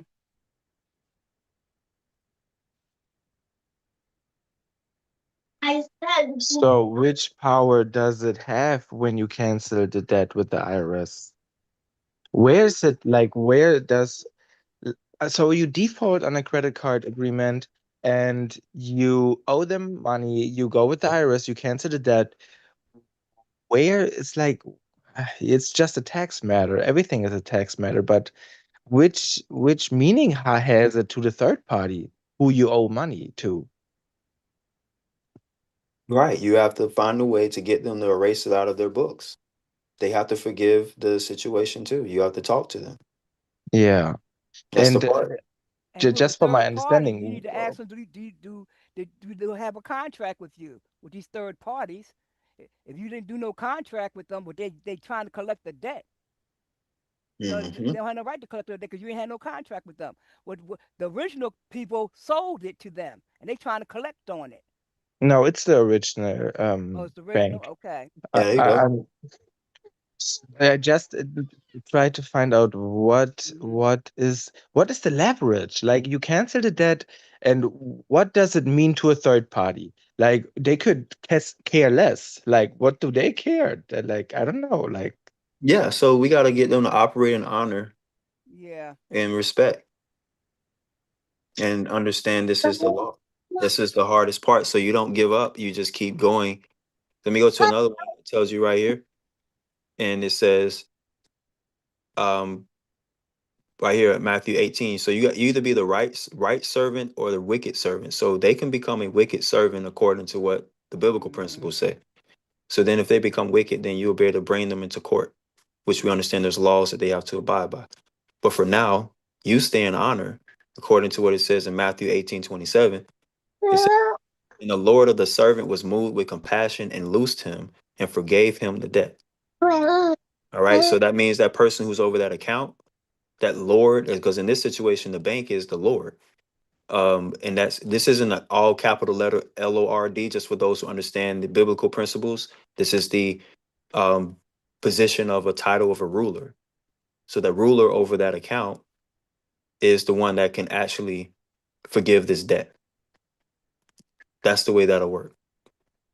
If that person is not doing it, then you look at this right here. It says, then his Lord after that, he hath called him and said unto him, O thou wicked servant, I forgave thee all that debt because thou desirest me.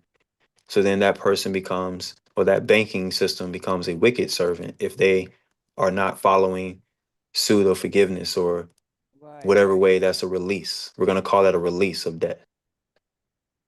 So this is where you get into that. And I'm going to go into other parts because we don't have as much time this week, is the release of debtors. This is also found in your biblical principles, that if that account is over 7 years old, right? So one of our biggest ones, if you're in America and you have an account over 7 years old, it's instantly supposed to be released. But we don't know this because since we don't know our biblical principles, we recontract, we reopen the account and the account stays open. Mm-hmm. So the release for debtors is at the end of every 7th year, you must cancel the debts. Here we go. So you must do the 1099-C, or you must have them do the 1099-C on your behalf. So there's two ways this 1099-C can work. You request them to 1099-C it, or you do the 1099-C if it's a debt. It says of everyone who owes you money. That's what it says. So everyone that owes money. This is how it must be done. Everyone must cancel the loans they have made to their fellow Israelites. They must not demand payment for their neighbor or relatives, for the Lord's time of release has arrived. So this goes back into that biblical principle of how they'll say the Israelites, they adopted the Christianity or the principles of the Israelites under the um, system, which we're going to say the Roman world system. They have all adopted the release for debtors. So this is the law over the whole world, right? But if one is not doing this, this is why we're all over the place. We're not seeing ourselves as neighbors, relatives. We're not releasing them from the debts. Now it says this release from debt, however, applies only to your fellow Israelites, not to foreigners living among you. Now, this right here may be a up until interpretation of where one is a foreigner. A foreigner would be someone who is foreign to, we'll say, the common side. We're going to say the common law. So that could be a corporation, that could be a foreign bank, as I went over this. So you don't have to release them from the debt if they owe you, such as the foreign bank or the foreign corporation. So y'all need to look at this differently. When you all see this word foreigner, you're thinking about what the corporation told you a foreigner is. What about the bank? The bank is also a foreigner. Mm-hmm. Now, I know this may sound different, but this is the way we have to think of this. When they are seeing you at their banking system, they see you at the courthouse. Those are foreign locations. They're foreign to you because they're under a corporation. Exactly. It's a foreign corporation, actually. I just proved it to you all through UCC 9-307. All right. So this is why we have to put in this debtor thing, because they are the debtor. You're not the debtor. They are. And if you get yourself out of the mind of being a debtor, then it's a lot easier for you to forgive. But that's what we'll be able to do throughout the week. And I'll go into more biblical principles. But I just wanted to break the ice on that because I know the debtor part is something that's escaping us. If you have debts, if you have things that you need to pay off, that it shows that you owe. The word owe means that you're a debtor. And you must therefore do this form and compromise. That's what they call it, compromise. So let me go through some of our remedies for this week, and then I'll close you all out with some of the remedies that you'll be able to do with some of the examples of the some of our debts that we may have. So how do we get forgiveness by forgiving debtors? The 1099-C? That's a question. Debt forgiveness occurs when a lender cancels all or part of a borrower's outstanding debt, relieving them of the obligation to repay. It is commonly available for unsecured debts.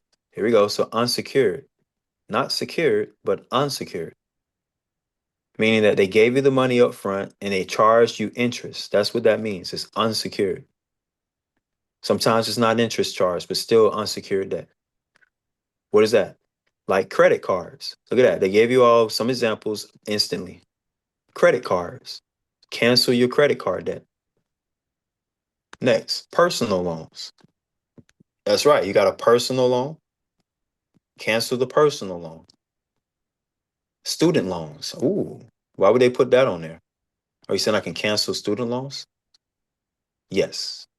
Student loans must be canceled. And medical bills. Medical bills must be canceled. Particularly when borrowers face financial hardship or meet specific program criteria.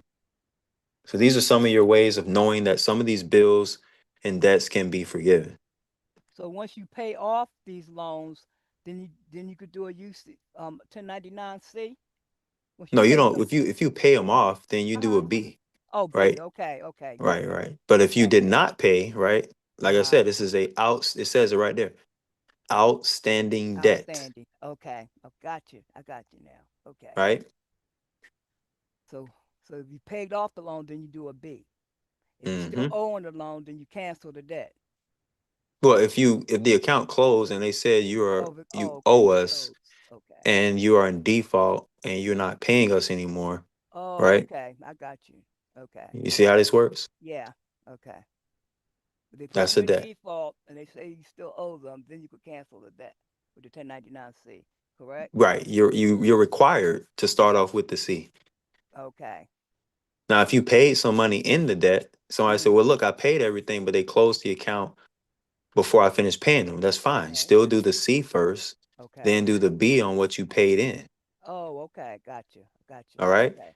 Because Okay. you may have paid 6 months, but you didn't pay the rest of the 6 months. So you paid Oh, 6 months in, but okay. 6 months you didn't put nothing in. Okay. I got you. I understand So you you now. must put the C in. Okay. Okay. All right. I hope I'm giving some detailed illustration to how this Yeah, looks you to any are. of us. I'm getting a clear understanding. So So then let's what? say the whole year you didn't pay nothing, but you still owe. You got to do the Okay. C every year until it goes away. Oh, okay. Okay. Got you on that. And you Okay. keep telling them to forgive your debt, or you keep forgiving them. Okay. Does that make sense, anybody? Yes, it do. You're right. It It does. works. It's just, do you forgive?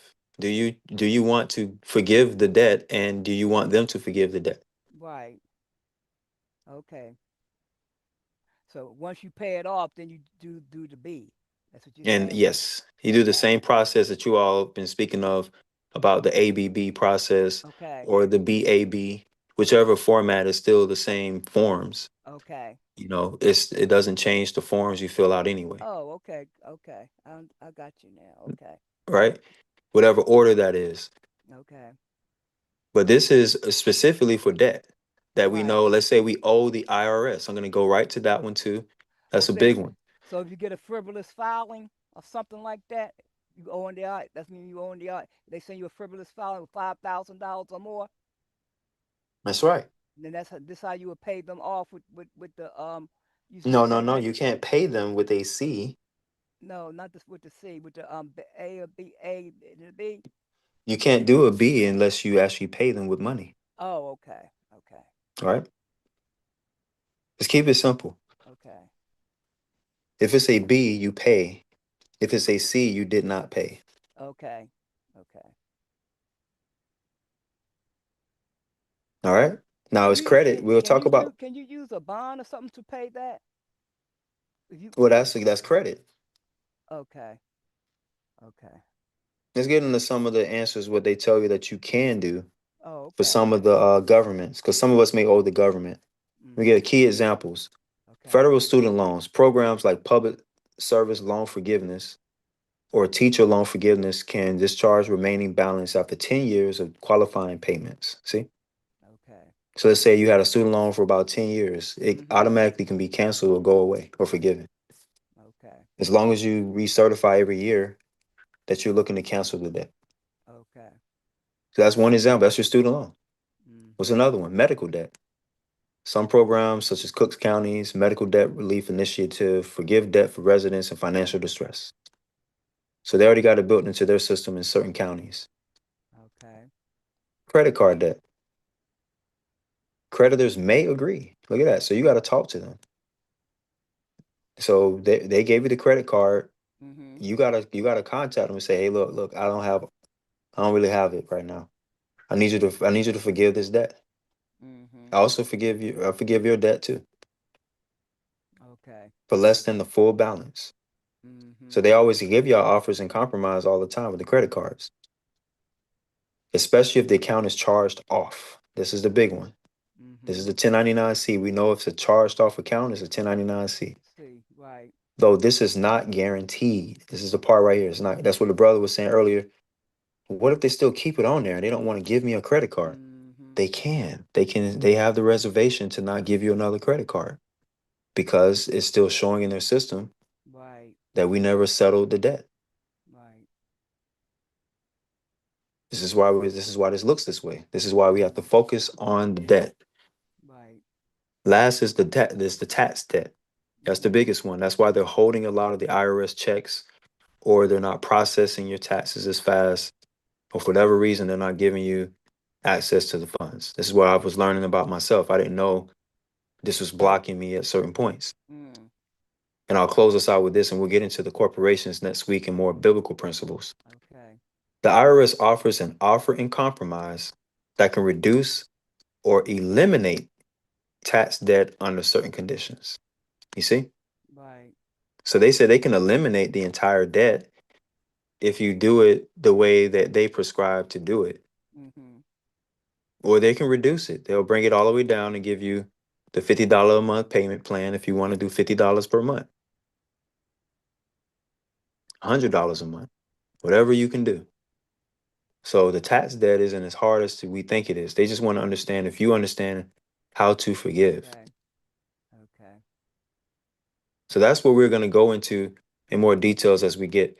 Why are corporations considered debtors?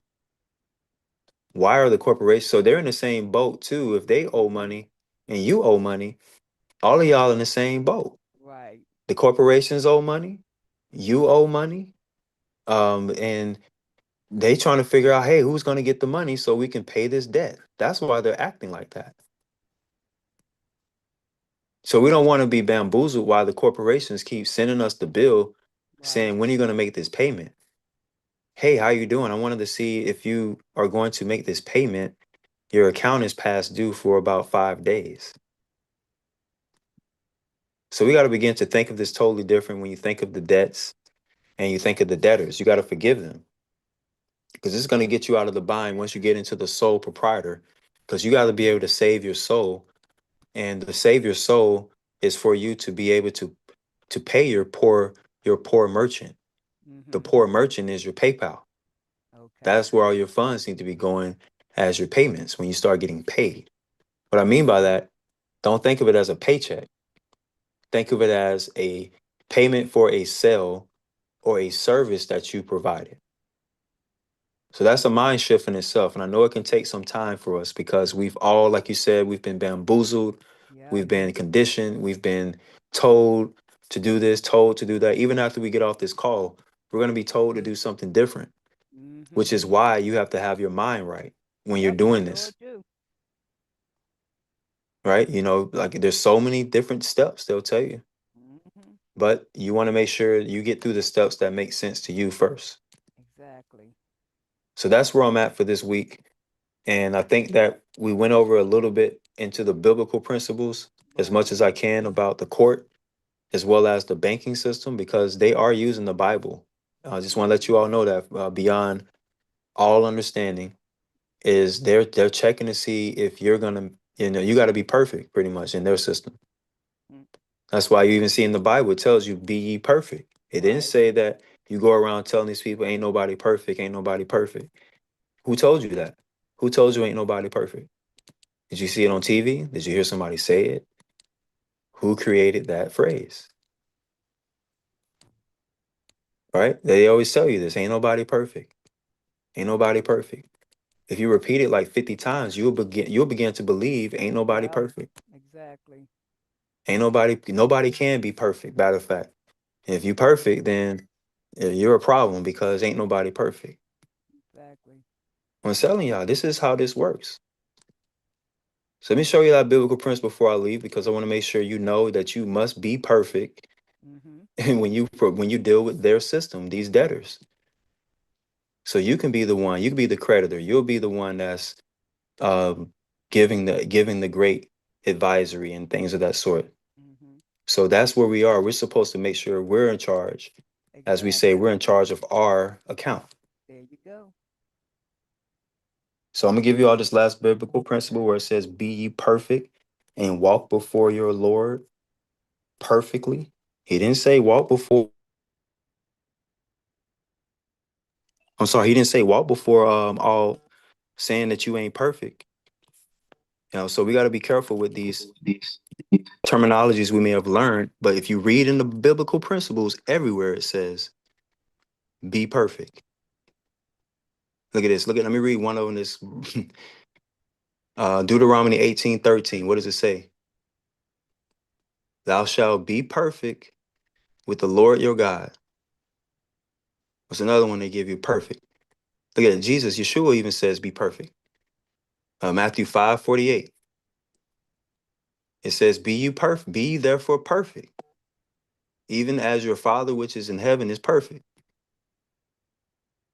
So, like I say, if you keep listening to the corporation telling you what you are, you will begin to think like them, which you're not supposed to think like them. You're not a debtor. So why are you thinking like a debtor? Exactly. You never were told you were a debtor, but you believed in being a debtor. Now you can believe in being a creditor now. Exactly. Like I say, this is more than just religion. This isn't church. This is you out in public, and these people are using this Bible against you. Yeah. You know, if you got retaliation, look at this right here. They already told you. He said, "You have been told. You've heard that it had been said, an eye for an eye and a tooth for a Mhm. tooth. Yep. You flatten my tire, I'm gonna go flatten your tire. You know, Oh you threw your trash in my yard, I'm gonna throw some trash in your yard." There you oh. go. You've been heard. You Well, heard. we have to change our way of thinking, Wallace. Well, that's the Change corporation. They our tell you, mindset. Exactly. hey, you let your dog run in my yard. I'm calling the animal control next time your dog. You see what I'm saying? This Yeah. is how the corporation teaches you to do this, and they Yeah. give you the phone number to call. Mhm. And what happens? You call them because you're calling on the corporation, Mhm. and they're a Yep. debtor. They need money, so don't call them and don't expect to pay them. They Right. got to get paid. Yep. So this is right. This is more than what they taught us about Mhm. turn the other cheek and all. This was different. Yeah. This wasn't this. See, you all thought about it like somebody slapping you. It wasn't. No, This is what it's talking about. Yep.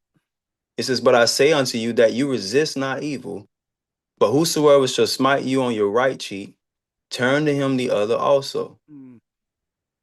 Okay, so that's just saying you're not supposed to jump up and retaliate immediately. Right. That's our problem. Like we're always ready to go. You know, as soon as somebody doing something, you ready to call. Mhm. What is that? Where's that coming from? Here we go. So look at 540. Here you go, talking about court. And if any man will sue you at the law, that's right, they're gonna call the law at you and take away your coat, let them have the cloak also.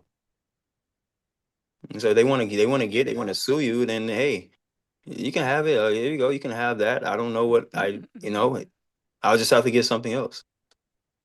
But we want our car back because you didn't pay your loan. Well, give them the car back. Because you didn't pay the loan, it's going to be repossessed. That's what they're talking about. Mm-hmm. If that man or that corporation sue you for that car, give them the car. Give them the rims that was on there too, because we couldn't take the rims off in time because they grabbed the tow truck grabbed it. That's what this is saying.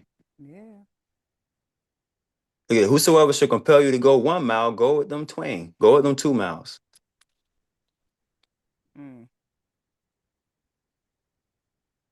Give to him that ask you, and from him that will borrow of you, turn not away. What does that mean? That means if the bank keep getting money from you, don't turn them away. Yeah, they're gonna charge you the overdraft fee. That's right. So you still got to put the money in the account. You see what I'm saying? Right. And they're gonna charge that overdraft fee. Yeah, you only did it. They was only $5. Mm. $5. They charge you $33 for $5. Mm. Y'all know what I'm talking about. I know I'm talking to Yeah. somebody. Yeah.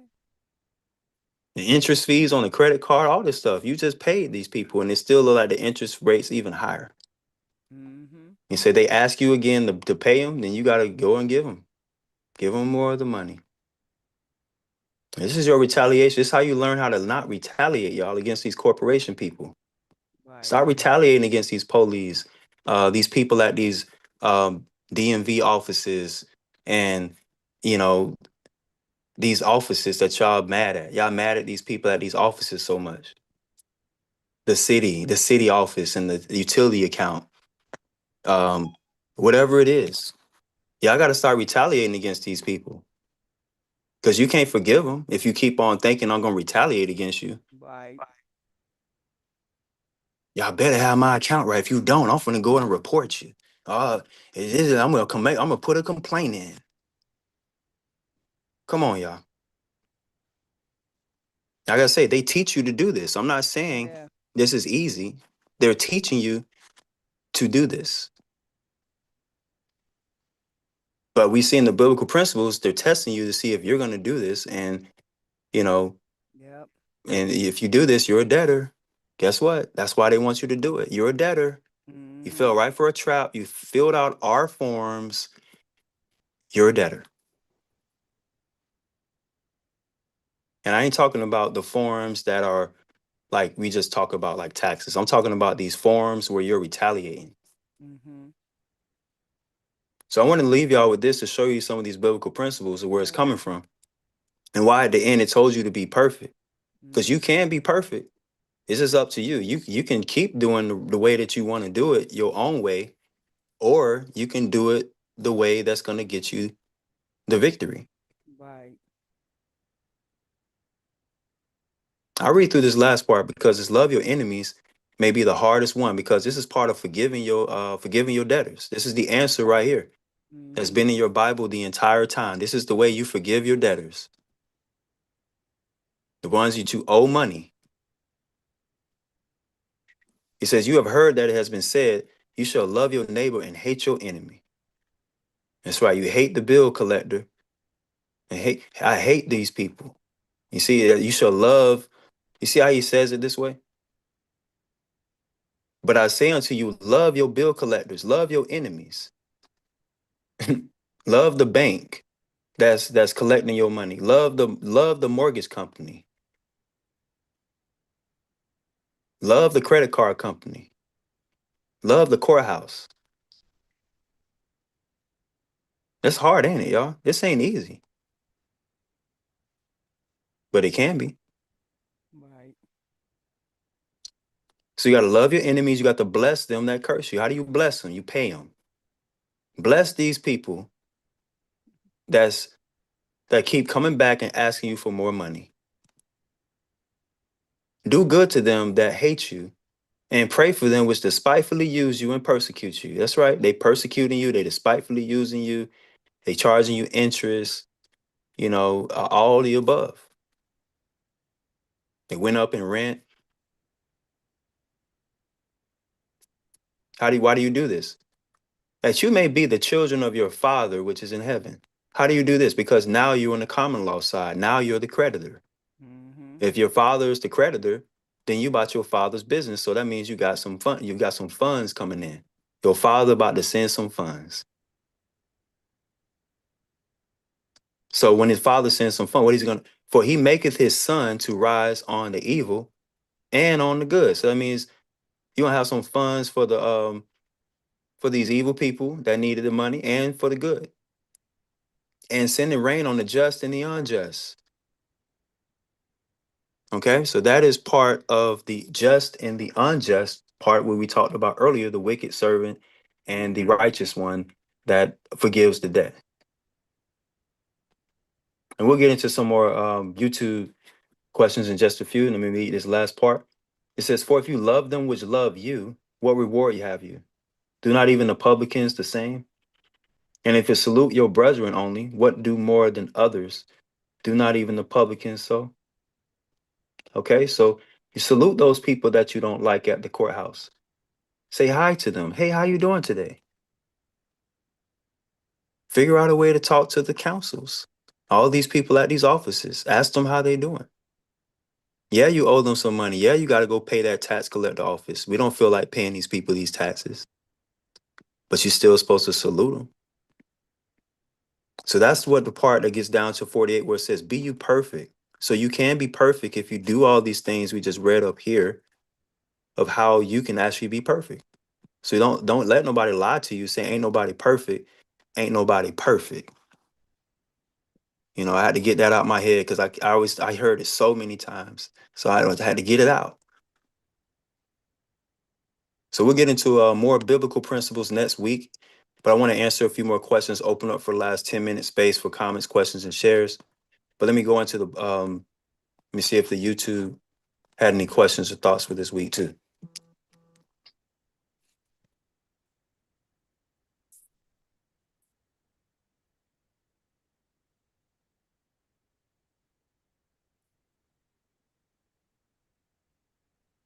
Okay. So let's get into some of those Q&A and any closing remarks we'll be able to discuss too with anybody on this last part. But I thank you all for sitting through these biblical principles and understanding this part, because this can definitely deal with a lot of mental parts for ourselves as more as a physical part too. So it's mental and physical at this point. We're going to get past the spiritual, which we say that's more the religion, but we're talking physical and mental at this point. So let's get to some of the questions. Somebody said, just say affirm. That's correct. So if you're getting told in court, make sure that you don't swear. You want to affirm or certify. Those are your answers. Mm-hmm. Somebody did the Minnesota back in 2025. Yep, they did change some things and do it online. You can do it. So somebody said implying that the forgiving of debts is essentially us both paying ourselves or canceling our debts. No, it's twofold. You have to cancel your debts and then you have to pay yourself. So you got to do both. You got to cancel all your debts that you owe, and you also have to pay yourself instead of paying your bills first. Because some of us pay our bills first instead of paying ourselves. Pay yourself first. Have the money sit with you. Pay your bills last. But they got it backwards. They taught us to pay your bills first. Yep. Have like $2 left.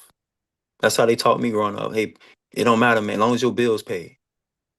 Wait a minute, I don't have no money. I only got $2. But that's not a good principle. We actually supposed to have funds in our poor sole proprietor account. And that money continually goes and cycles through to pay the bills. So yeah, it is a cycle. And I want to get to that as we begin to see this as we grow. The last part we see right here, we can do a 1099-C on bond out from jail. No, you can't. You can't just bond out with the 1099-C. What you do with the 1099-C is you forgive the case. You're going to get forgiveness for the case. The case is not paid. It's a debt. And then you still got to do all your other processes, which is the payer, the 1099B, and the 1099A. So you got to do all three of them. Or four, because somebody will say you got to do the second B. So yeah, it's like 4 forms when you're dealing with a case that you didn't pay. Because at that point, the case is closed and we didn't do it while the case was proceeding as a payment. Now, somebody said a discharge method CFR 328.5. Now, we do know all crimes are commercial, but that doesn't mean that you actually settle the debt without talking to the other party. That's what I always say, settle your debts, talk to your, what they say, agree with your adversary while you're in the way. Right. Because all they're going to do is open a court case against you. So what that means is keep the case out of court, settle out of court. That's what agreeing with your adversary means, or the person that's going to take you into the courthouse. Mm-hmm. Now, sometimes you can't avoid this, and you still have to go through forgiveness of the debts. So it's a lot. I know it's a lot to take in one day. That's why we'll continue out with our biblical principles so we can have more knowledge and understanding of how to respond to these different entities, because they know the Bible more than we do.